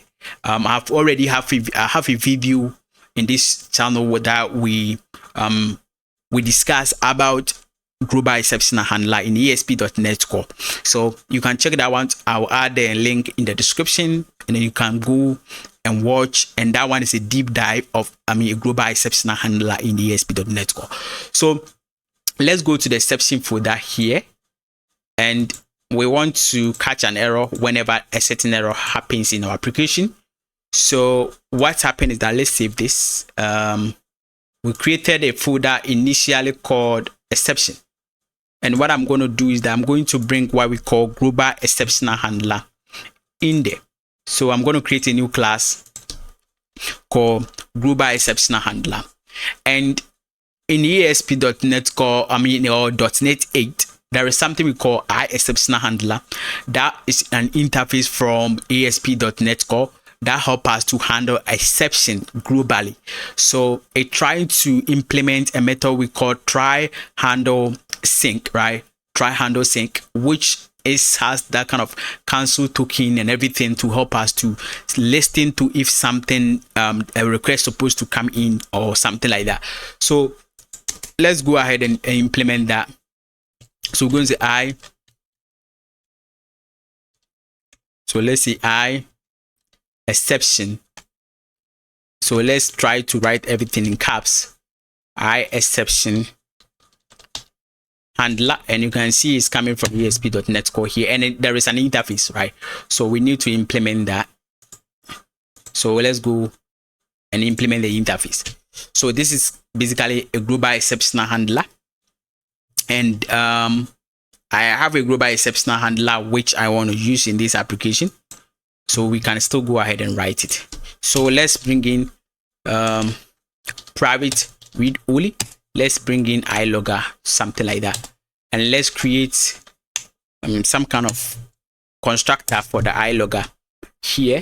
And where we get that, we go to this method that we have here, and then we're going to see that we want to log in the exception, which is coming from the exceptions, right? So when there is an exception, we want to log and check.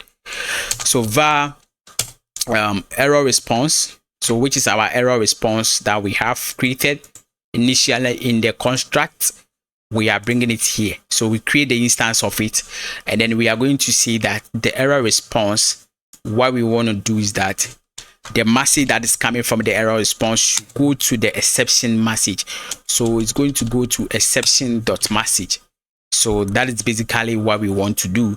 So we then use switch case to switch. So you can create a lot of exceptions that will handle, you have not found, user not found exception, and you can switch them here. So whenever the one of them happens, then the response, that a certain type of response will come. But this is the basic error response that I'm doing in here. So we are going to do switch. We'll switch in exception. So we're going to switch in exception here. And when we switch in exception, what's happened is that we see that case of bad request. So we use the case and see that if bad request happen, so bad request. So if there is a bad request exception, so let's check for bad request exception here.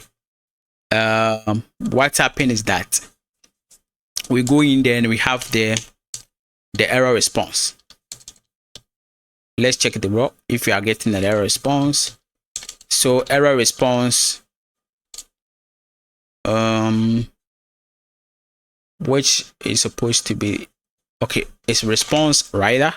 So we see that response is called to status code, and the status code that we have was hit.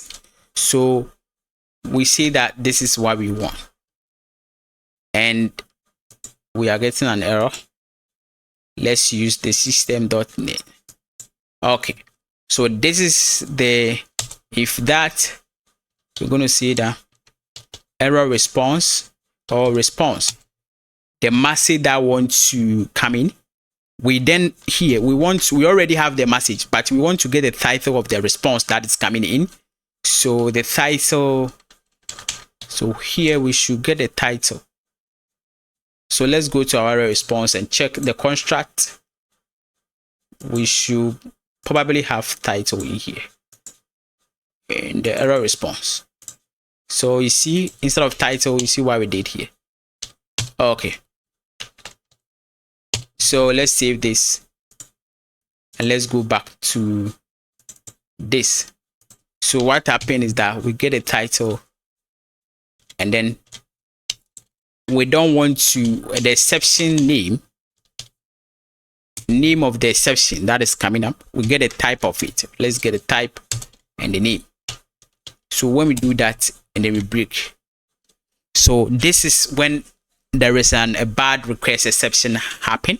So you can go ahead and then do more, I mean, if you want to, but this one is the basic stuff. So let's go ahead and say that default. So default is a bad request. So default, we have internal server error default. So that is it. So when we get this thing, what we do is I will say HTTP context. Let's see, response status code. Okay, this is good. And then I will say that so we have HTTP context response status code, and I say await. So here await HTTP context response right. This is what we want, and then return true. So if everything works, we later on return true because this is a boolean. So you can check this method is a boolean method. So now we have a global exception handler. And what we are going to do is that we are going to create our extension method. So now let's go to our extension class and make sure that we are creating an extension method. So I'm going to create application service. And what the extension method does is that it helps us to register some of the services in there instead of register everything in the program.cs. So we have a folder we created initially called extension. So let's check if it is here. I think we have it in the infrastructure. We don't have it in the infrastructure. Let's create that. Let's create extension method. So let's create a new folder called extensions, which is going to have application extension service. So we create that, and then inside that we have application service. So let's go and create a new class here, and you see that application service. So this is basically extension method, and it helps us to register some of the services in here instead of register everything in the program.cs. So now let's go ahead and register some of the services in the extension method. So one thing that is not important here, but we are going to do is cross. So which is cross origin. So whenever you are working with authentication or whenever you are working with application, you first need to make sure that everything is cross origin. So it means that you can use most of the browser and allow requests and everything. So I'm going to show you how to do that. But in this project or in this course or this video, we are not basically focused much on it. We are not going to use it. But since we have it here, I'm going to show you how you can do that one too. So we can create a public static class, and most of the class here is a static class. So public static class, we say void, and let's make the main class public static class partial class. Okay, so public static partial class. Okay, so then we can then go and create static class or static method inside. So we see that configure course. So this is, we want to configure, this is not JWT configured. We want to configure course here, and it's going to take in I configuration. So we say that this service, so let's bring this one here. So we say that this service, okay, this service, everything is cool. This service, okay, so this is basically core policy. So if you want to use this is how we do it. We have this, and it's used to allow cross origin. So service calls allowed and then this is how we are calling our policy, core policy, and then say policy allow cross origin, allow method, and allow headers, right? So basically this is it. So this one allow a method of allow cross origin method. So this is basically how you do the course in ESP.NET Core. So let's go ahead and create another one, which is going to be public. Also, this is one thing I love about extension method. It helps you to do all this thing without going to the program.cs to, put a lot of things then mess it up. So say public static. So public static void, we are going to configure identity. So we are going to configure identity here. So public, so this class is configure identity, and it's also taking the iService. So we're taking the iService also this and it's help us to add that one into the public static void. Okay, so let's make this void. Okay, and then we're going to say that this service, so iService, which is coming from iService. So we already done this one here. Let's copy this, the same one, because we want to add this one into the service container. So we add this, and what's happening is that we do something like that. Then inside I will see service, this add entity, add identity, right? So add identity, and then inside that we're gonna bring in the identity user. So identity user, so we are bringing identity user. Identity user, so go and see identity user. Okay, so let's change this to make it add identity core, something like this, and this is going to take in identity user. So let's add identity user, because that is why we used.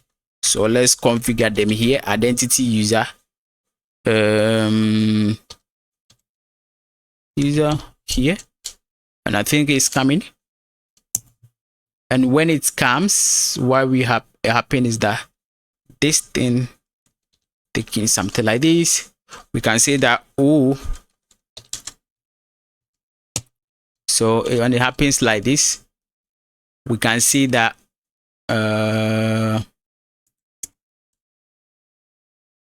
this help us to configure what we want to do. So you can see we are saying that we are adding identity. So identity, as I said, already has some kind of property in there, and then we are saying that okay, we want the password length to be 6, or we want it to be false. We want to use some digit in the password or something like that. You see, so that is the basically the configuration that we want to get. So you can go ahead and configure it how you want it. This is how I want it to be. So we are getting the identity user from the identity package that we install, and we have create application user, which we have added an identity user in there, and we are saying that the identity user already has some property in there. So we are going to say that in here we want to say the add identity framework store. So okay, we want to add this. So when we add this, we then bring in application DB context. So I have application DB context, which we bring in something like this, and then we see that add token providers. So let's see, So add token providers. Let's see, add default token providers. It's not coming. Let's see. Okay, this shouldn't be terminated. And you see the add token providers, right? Add default token providers. Okay, so this is basically helping us to configure the identity, which help us to do our authentication and everything. But you can also go and then configure the JWT token, and also we can also add those stuff in there if we want. So let's go and create another public static class. So let's go and create public static void, because these things are not returning anything. Instead of configure JWT token. So okay, Copilot is trying to suggest it here for us, but let's see. I think public void, and then we see that configure. Okay, so let's check this once out. We add this to the service container, we get I. So we see that var DWT setting, so we can bring this one in here, and then we are saying that this is wrong, this is wrong. So this is how we want it. I have the configuration here. For us to move forward, let's write our own configuration. So we have this class, which is basically or we can say we have this method. It's going to help us to configure the JWT token right here. I get it right. So this is going to be go to this, and we are using the configuration to get what we have in the, if you remember, we have something in the application setting.json. So we need that thing, and then when we get them, we see that get section get so when we want to get, basically we want to get this. So when we get that one from a section, if it is null, so if we are not getting them, so if the JWT, if it is null, and let's see, let's add more checks, and we say that, and if the string is empty, so dot now empty, let's go and see that, okay, JWT setting key JWT setting dot key, right? So if the key that we have, right, it's kind of, we throw in an error, and we see that the key that we are getting is kind of invalid. So if this is called to, let's create this. So why are we getting we throw in an exception. So this should also have this. Okay, good. So if that happens, we throw in an exception. So we want to go to the app settings application, the app setting.json, and then we get our keys in there. From there, if there is no keys, we want to, so the key is not configured. So that is what we want to do. But if it is there, what we want to do is that var secret, right, which is something we have already done in the token service, but we also configured it here. And then you see that encoded. Good. And what we want to do is that we get a key. So this time around, we are just configure it. So now we have the key. So when we have the key, we're going to say that service. Okay, this is something like this. So I have the configuration here. So when we have the configuration like this is the configuration I'm talking about.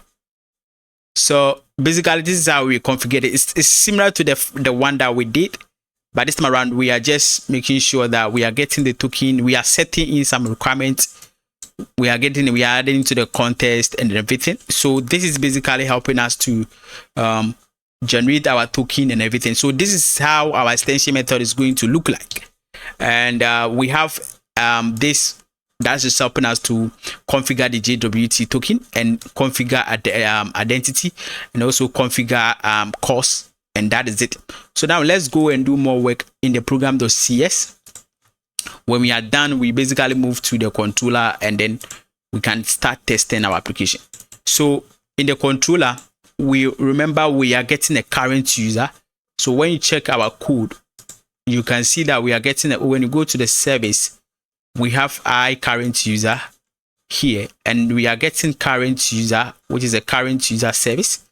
And then we are using something called the IHTTP contest assessor, which help us to assess the token and extract ID from it, right? So when the user logged in, we get the token, we extract it. So let's say it decode it. So we have to register that method in the program.cs. So let's go ahead and try to add so builder dot service. So service dot add this add HTTP contest, this one, and then it's something like this. And we save this. So now we have registered it here. So whenever we run application, it will run, and our current user. And then we added global exceptional handler. So what we're going to do is that we are going to go ahead and say that do this and add something we call program details. So as I said, you can go and watch that video, and you know that program details help us to add more context or add more info into the exception. So it was also introduced in .NET 8 to add program details. So it helps us to do that. So, okay, so we have added that. Let's add a global exceptional handler. So the global exceptional handler is a builder dot add service. You see that add exceptional handler.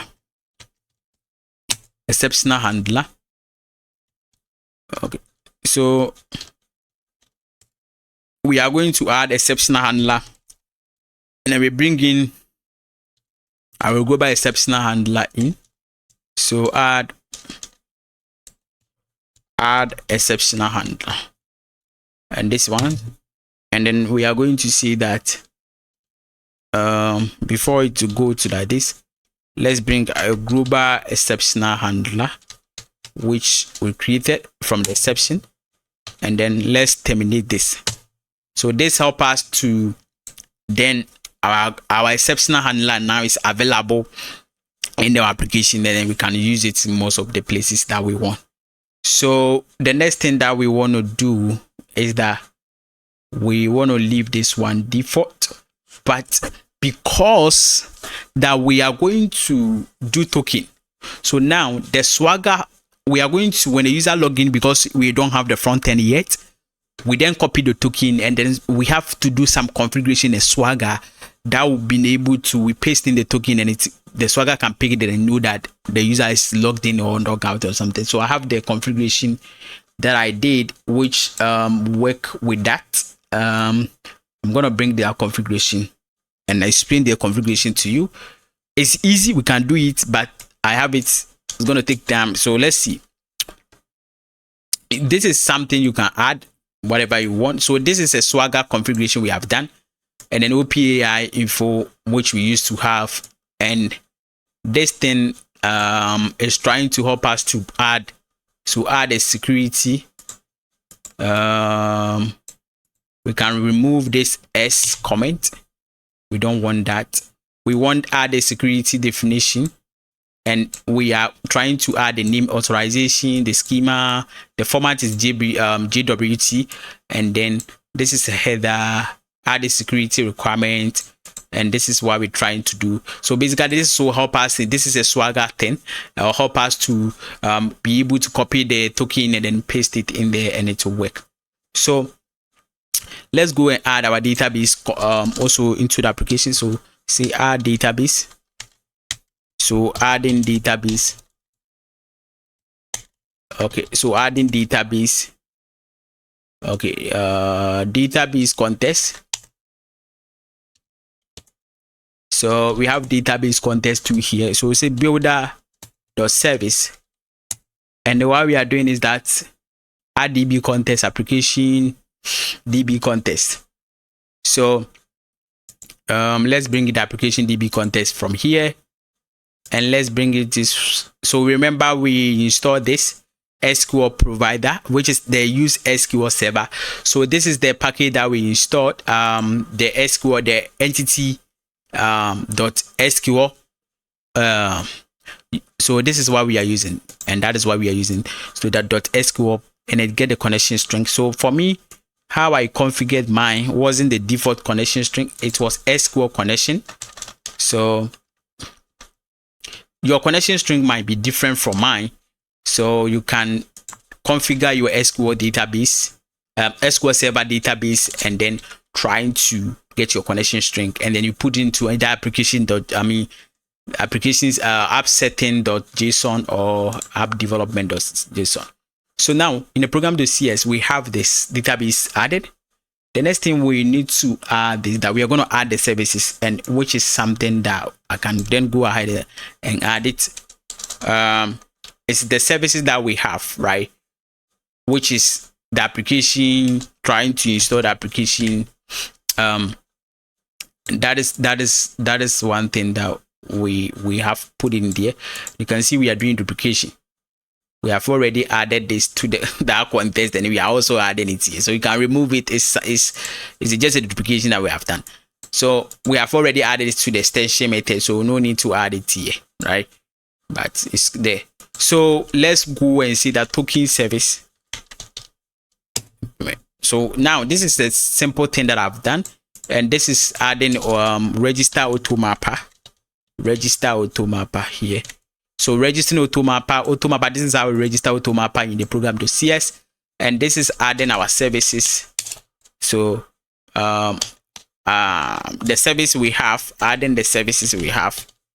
So the service like current user service and all these things are something that we need to do.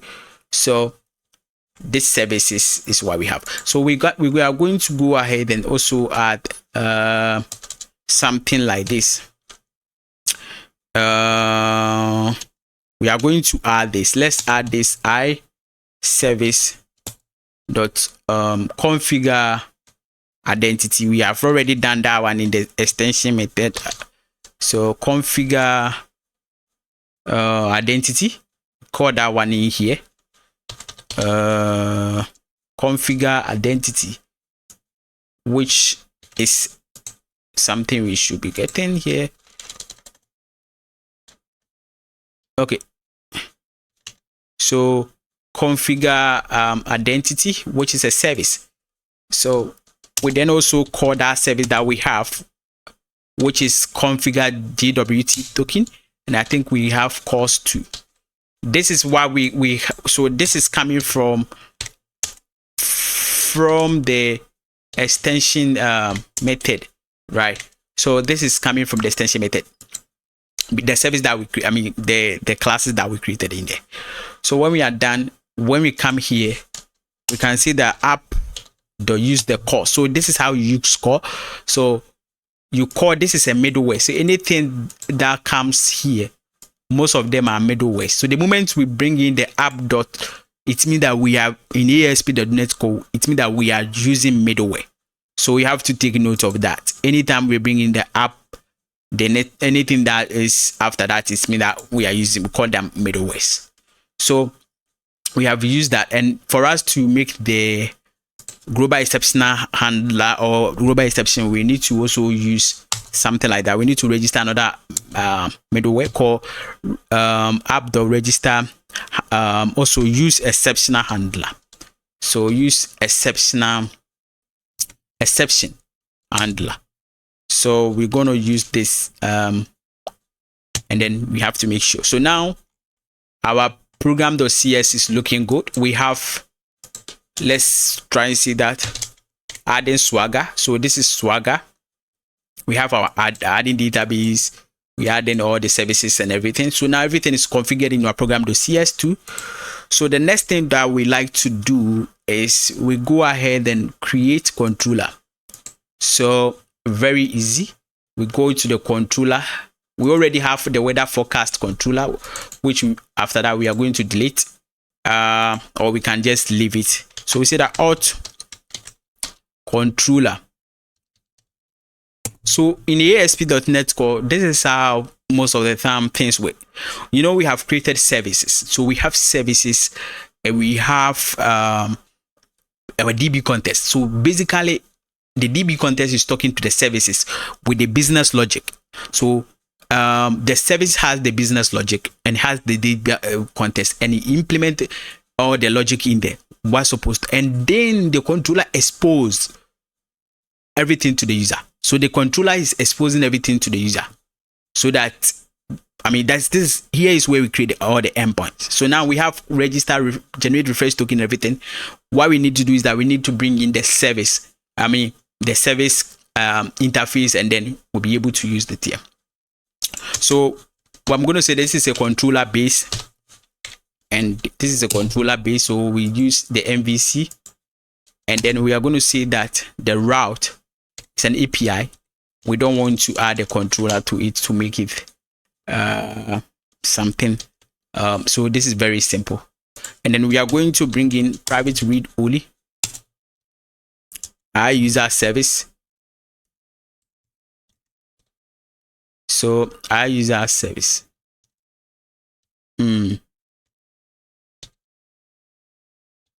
So our user service, and then we do this like this. So this is what we need. And what we are going to do is that we are going to add this to a constructor. So we generate a constructor for this. So this is the service. So now the service, we have everything in there. So the service go to the database and perform everything, do all the validation with the service logic, go to the token service and also generate the token and everything. And it comes here and expose everything to the user. So now we have this. So the first endpoint that I'm going to create is that I'm going to create HTTP, and I'm going to say that user register. And as I said, you can use some kind of attribute, which is then authorized, right? So authorized attributes, we have something where a user can delete. We can delete a user, we can get user by ID, but if you are not authorized, you can't do these things. So all these things is we allow anonymous, right? So it means that anybody can go ahead and try to everybody can register, right? So we're going to allow anonymous here. So it means that everybody can, and then we're going to do public async and user register request. So what's happened is that we then want to register user. So when we want to register user, we then go to the service, then we get register sync, and then we pass in the request, and then it's after everything we just return okay. But this is not in our DTO. Let's see, we can bring in our construct. So let's go to our construct and check how we did the user register user. So let's go and see that if we want to register user, we say register user request. This is what we want. And then when we go to the controller, this need to have this. So this register a user. So when we want to register user, this is what we do. And you say that everybody, we allow anybody to register. Okay. So what if we want to log in? So let's go and say that login. So the route is going to be API/login. Okay. And then who can log in? Everybody can log in. So with that, we say public async and then we do this. When you log in, we use that one, the service. We go to the service and see that login, that method that we have created in the logins, in the user service. We call out and it's if everything went successfully, or if everything is successful, return OK for us. And the next thing is that we want to get the user by ID. So get user by ID. But this one, if the user is not logged in, they won't be able to perform any action. So that's why we are saying that get user by ID. We are trying to add authorize attribute from ASP.NET Core that will check that if the user is logged in. Yeah, so the next part is that we are going to do the refresh token. So go ahead and see that refresh token. So refresh token, where we validate the refresh token, and for that one too, you need to be authenticated. We are not allowing anybody to validate or to use a refresh token to generate an access token. So you need to logged in, or you need to be authenticated. So public async, the Copilot is giving us. Okay, let's check. Okay, so now this is cool. This is what we want. So refresh token from body, and then we go in there. So the controller, you see, we are writing less code in the controller, and we have done all the heavy work, or the service is doing all the heavy lifting for us. So let's go, and then when we get refresh token, we remove refresh token, and then we get current user. So here is when we revoke refresh token, and then we see that HTTP revoke refresh token, and then we see that you need to be authorized, and then this is also public async. But this time around, we are going to do some stuff. We are not going to go with the Copilot suggestion because that's not what we want. So we're going to say var response. So we go in there, the token that you are trying to do, and if the token response here is called it's called to no, and let's go and see that n message, right? So we want to check message here, right? So if refresh token revoked successfully, so return OK. So if the refresh token is not revoked, we revoke. If not, return bad request response. So this is how we do it. We check if the message, because in the service we are saying that if this is successfully, we return that refresh token revoked successfully. So get current user. So let's go and say that get current user, and then we have to make sure that we get current user. You need to be authorized, and then we get current user. So now we can say that we have implemented our controller, but let's go to our user service and check when we want to remove token.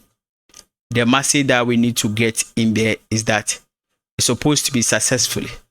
So go and check, because that is why we are using here that.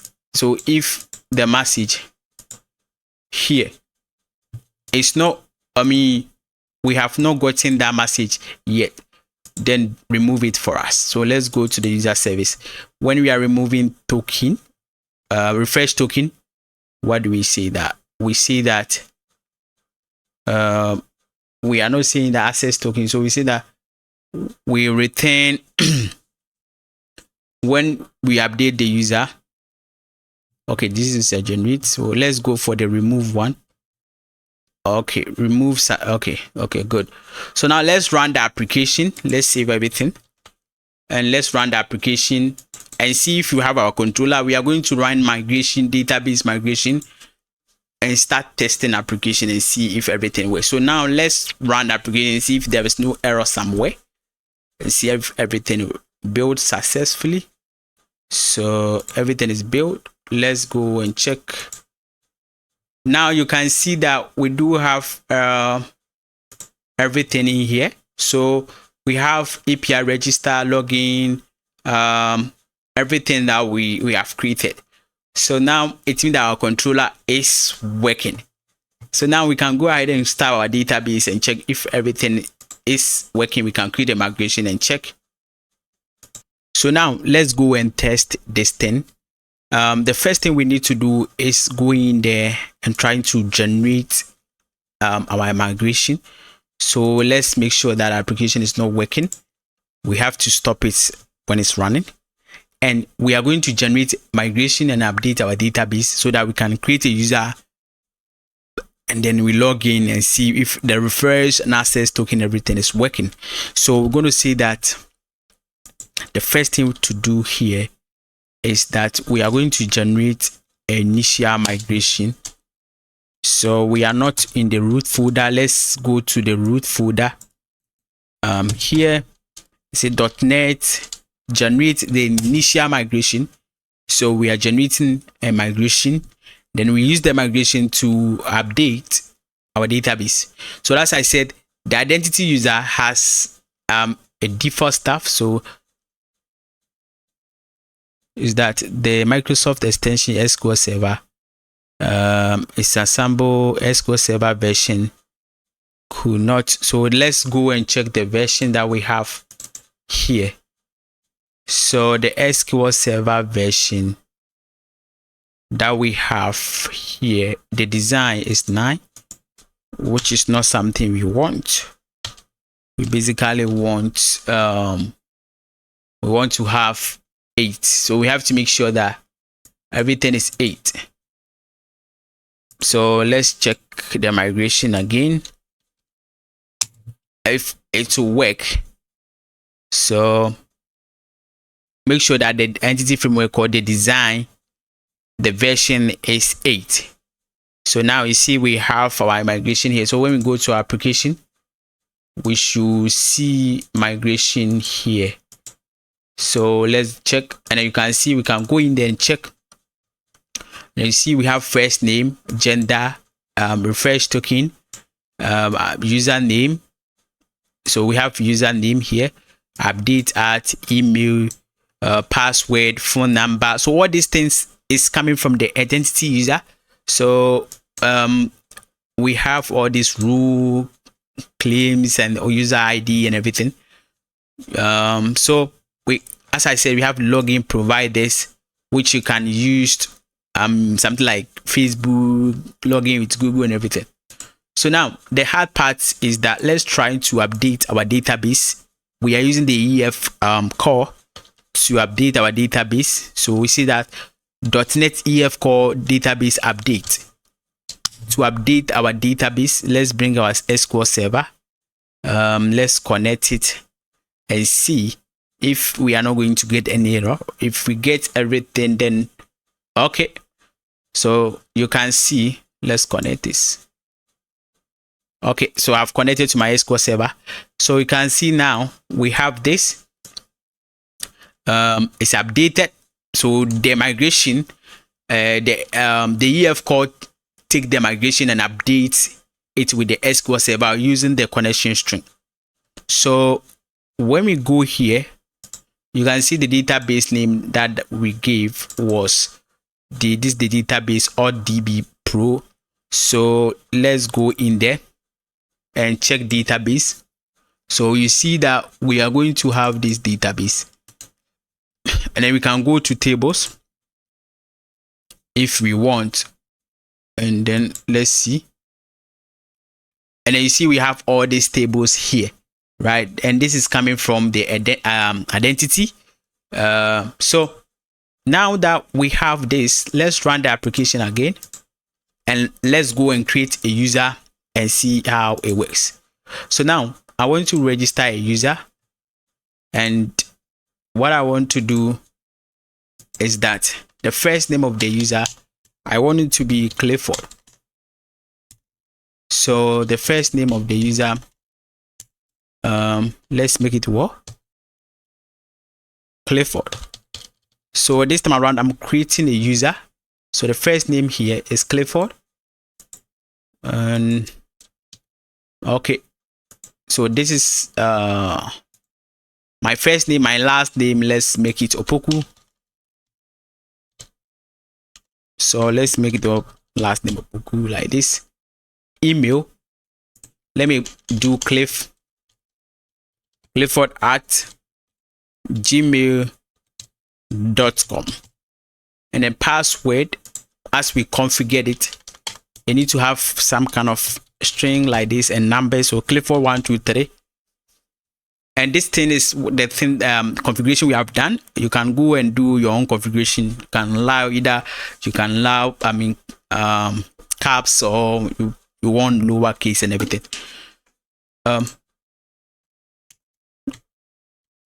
Gender, I'm a male. So let's copy this request because we might need the password and everything. So let's execute this. And now let's see. When we do this, you see, when we register, we are not creating refresh token and access token. So we are not creating it. We are not returning it. So because we don't want to. So now the access token and refresh token is no. So it means that if you are using this with front end, after user creating an account, they need to log in. So now let's go and pick in our email like this. So we pick in our email, we go to the login, we paste in our email, and let's go and bring our password. This is the password.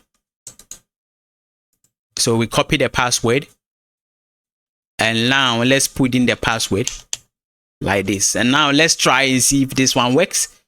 So we are logging in, and now you can see now everything is working. So you can see we have access token generated. So now access token generated here for us. And this is the refresh token. This is the refresh token. So this is what we're going to do. We are going to make sure that we copy this. This is access token, because now this is our access token. When we go to current user, if you want to get current user and we do this, you are not authorized to access it because we have not logged in. So for us to log in, we need the access token. So let's copy the access token. We can even use the refresh token, but let's use the access token. And then we go here. This is the Swagger configuration we did in the program.cs. So let's copy that and say authorize. So now for us to see if this is the rest of the endpoint. Now we have login, and this is our refresh token. So now let's copy the refresh token because we are going to use it. Copy the refresh token. And now let's check for the current user. We have logged in. So now we have logged in. So let's check for the current user. And you can see this is the current user. So this is the current user, but you can see update at, and then this created at is not working because we did not instantiate that. We are going to work on that. So now we know that when we get current user, the create at and update at is not working. Okay. So let's try to validate some kind of, let's see if we can get user by ID. So let's copy the ID of the user here. Let's copy the ID of the user here, and then let's paste that one in here. So with the ID of the user, we get it, and we get a refresh token. But this refresh token is basically the hash one, So when you check this, and the one that is coming from this, you see, it's not the same. This was what generated when we logged in, and this is what we have in the database. It's not the same because we have hashed it, right? Yes. So now we can get user by ID is working. So now the only two endpoint that we need to test is that refresh token and remove refresh token. So let's test that. So let's copy our refresh token and see that with this refresh token, let's go to our refresh token and trying to see if this would then let's put this one in. So this is a refresh token. Okay.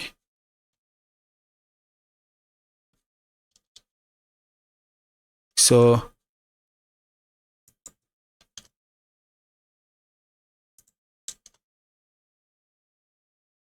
this is a refresh token. Let's try and execute that. So the goal was that when we have a refresh token, it can help us to generate a new what do we call it, access token. So let's generate this. Boom. And now you can see with the refresh token, we'll be able to get the user information. That one too is working. So the only thing that is not working is we remove the access token and we delete user. So we have not implemented that endpoint yet. It's not here. Deleting a user is not here. So what we're going to do is that we are going to remove the refresh token, which is this endpoint.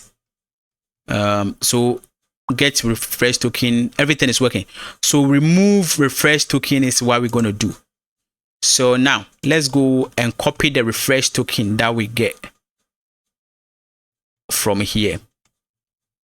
So this refresh token,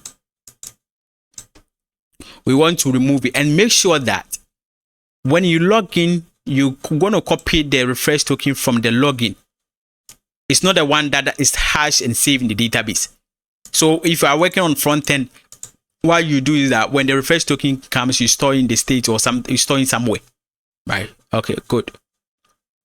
And let's go ahead and check if we can remove the refresh token. So when we put in the refresh token like this, now let's see when we execute, refresh token will remove successfully. So now we have been able to remove refresh token.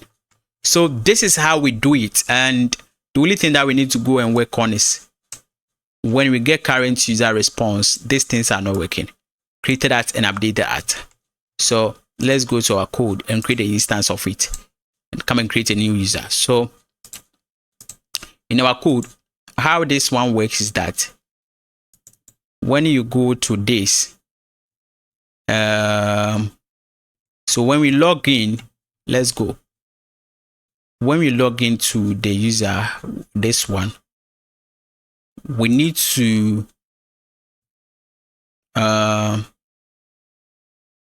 make sure that in here, let's see if the user response is called to created at, it's called to date.now and updated at.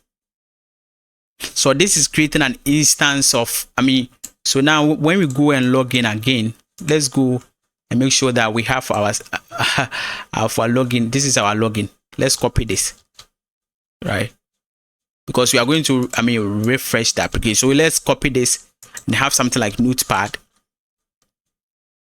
And let's paste this inside. Okay. So wherever we have the user response, we need to, when we log in, we do this, right? So when we get current user, we don't want to get that. So let's go and log in and check if we then get created at and created at and updated at work. Okay, so we can go ahead and see that we then want to log in again. So to log in, let's go and bring in our login details, which is this. So let's paste that one in here. Okay, so let's paste in that one in here. Now let's log in. And this thing is still not working. So when we log in, it's login, right? Let's check the one. Did we save this? We save. So when we log in, or when we register user, we then call that one. So when we register user,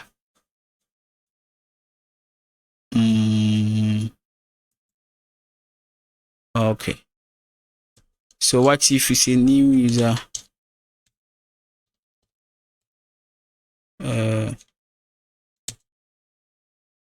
Okay, so when we create a user, we then trying to instantiate that one instead. Okay, so that will help. So now let's go and create a new, let's refresh this code base. Let's go and create a new user right now. So I'm going to leave everything default, and the email is going to be string.gmail.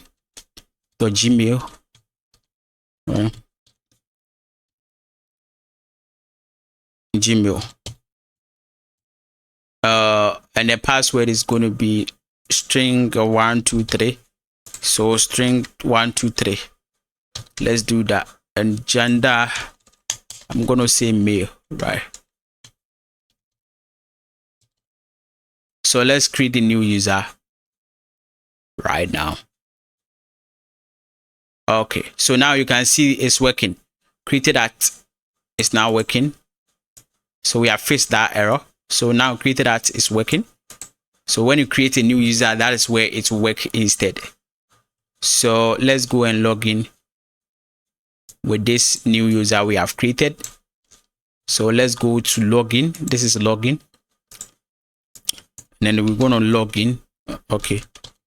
We're going to log in with this information that we have here.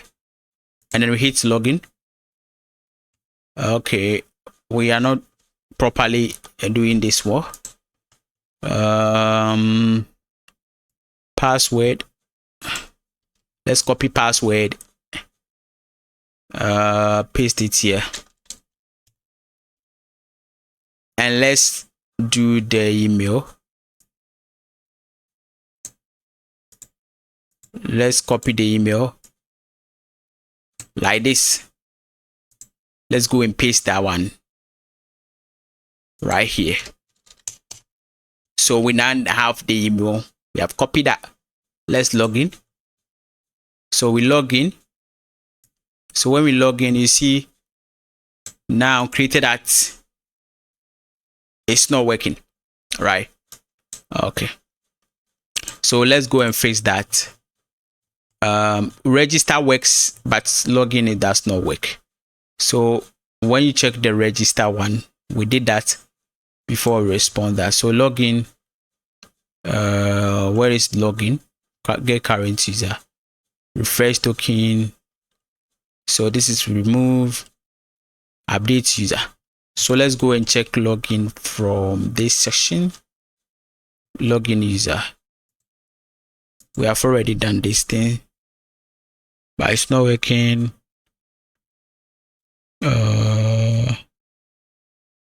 Okay. So here,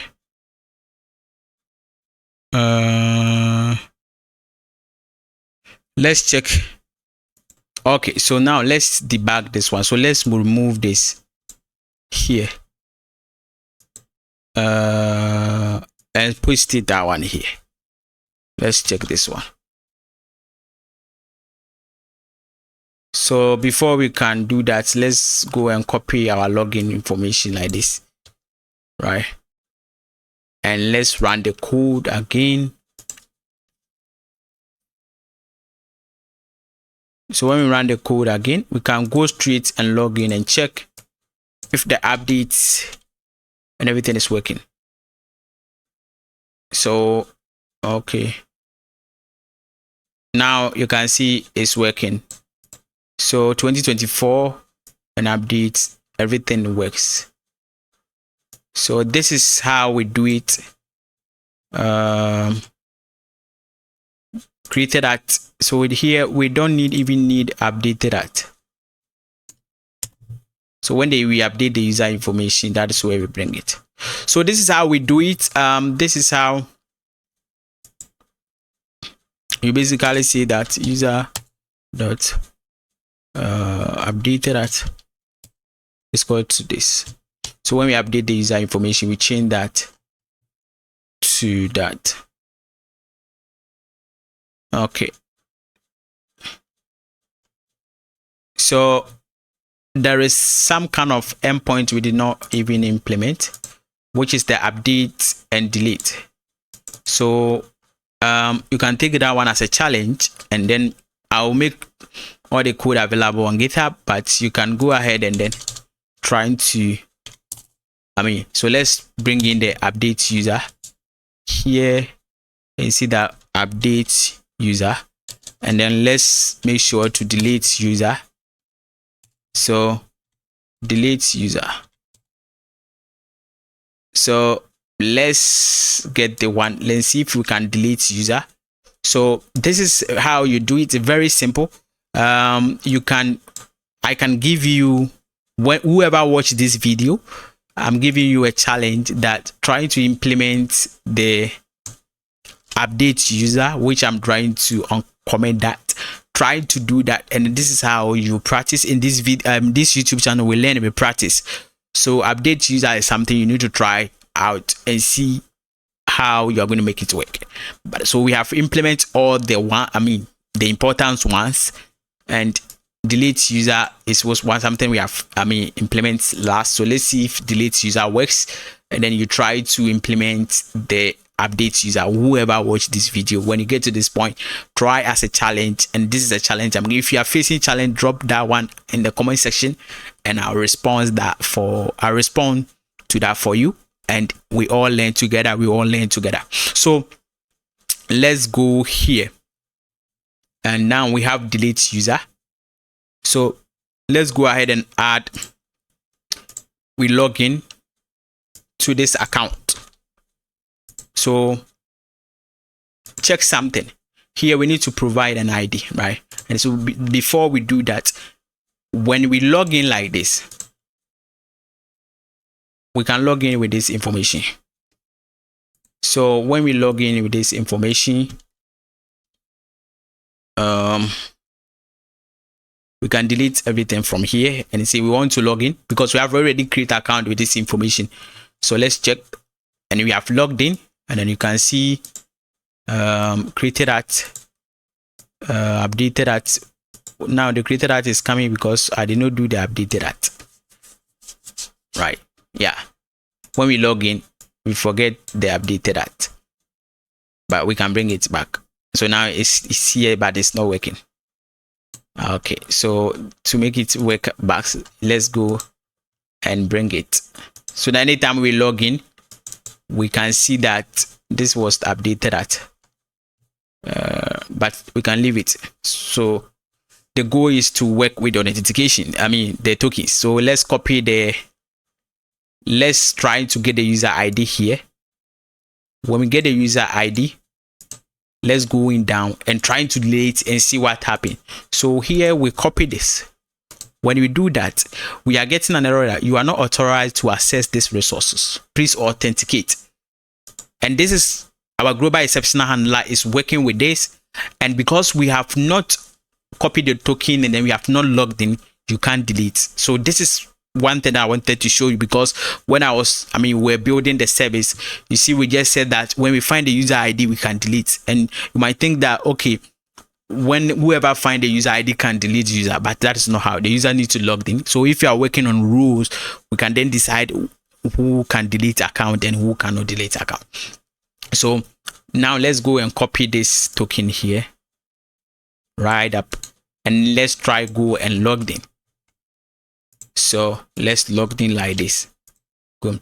And then when we logged in, we can then go back and say that we want to execute this to see. So we have deleted user.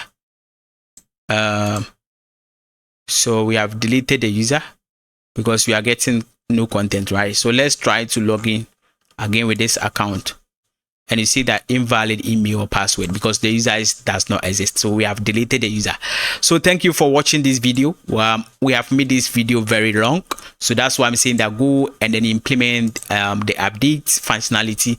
So thank you for watching this video, and don't forget to subscribe to this YouTube channel and share this wonderful content. This is a complete authentication from scratch using ASP.NET Core and Identity. So thank you for watching, and then I'll see you in the next video.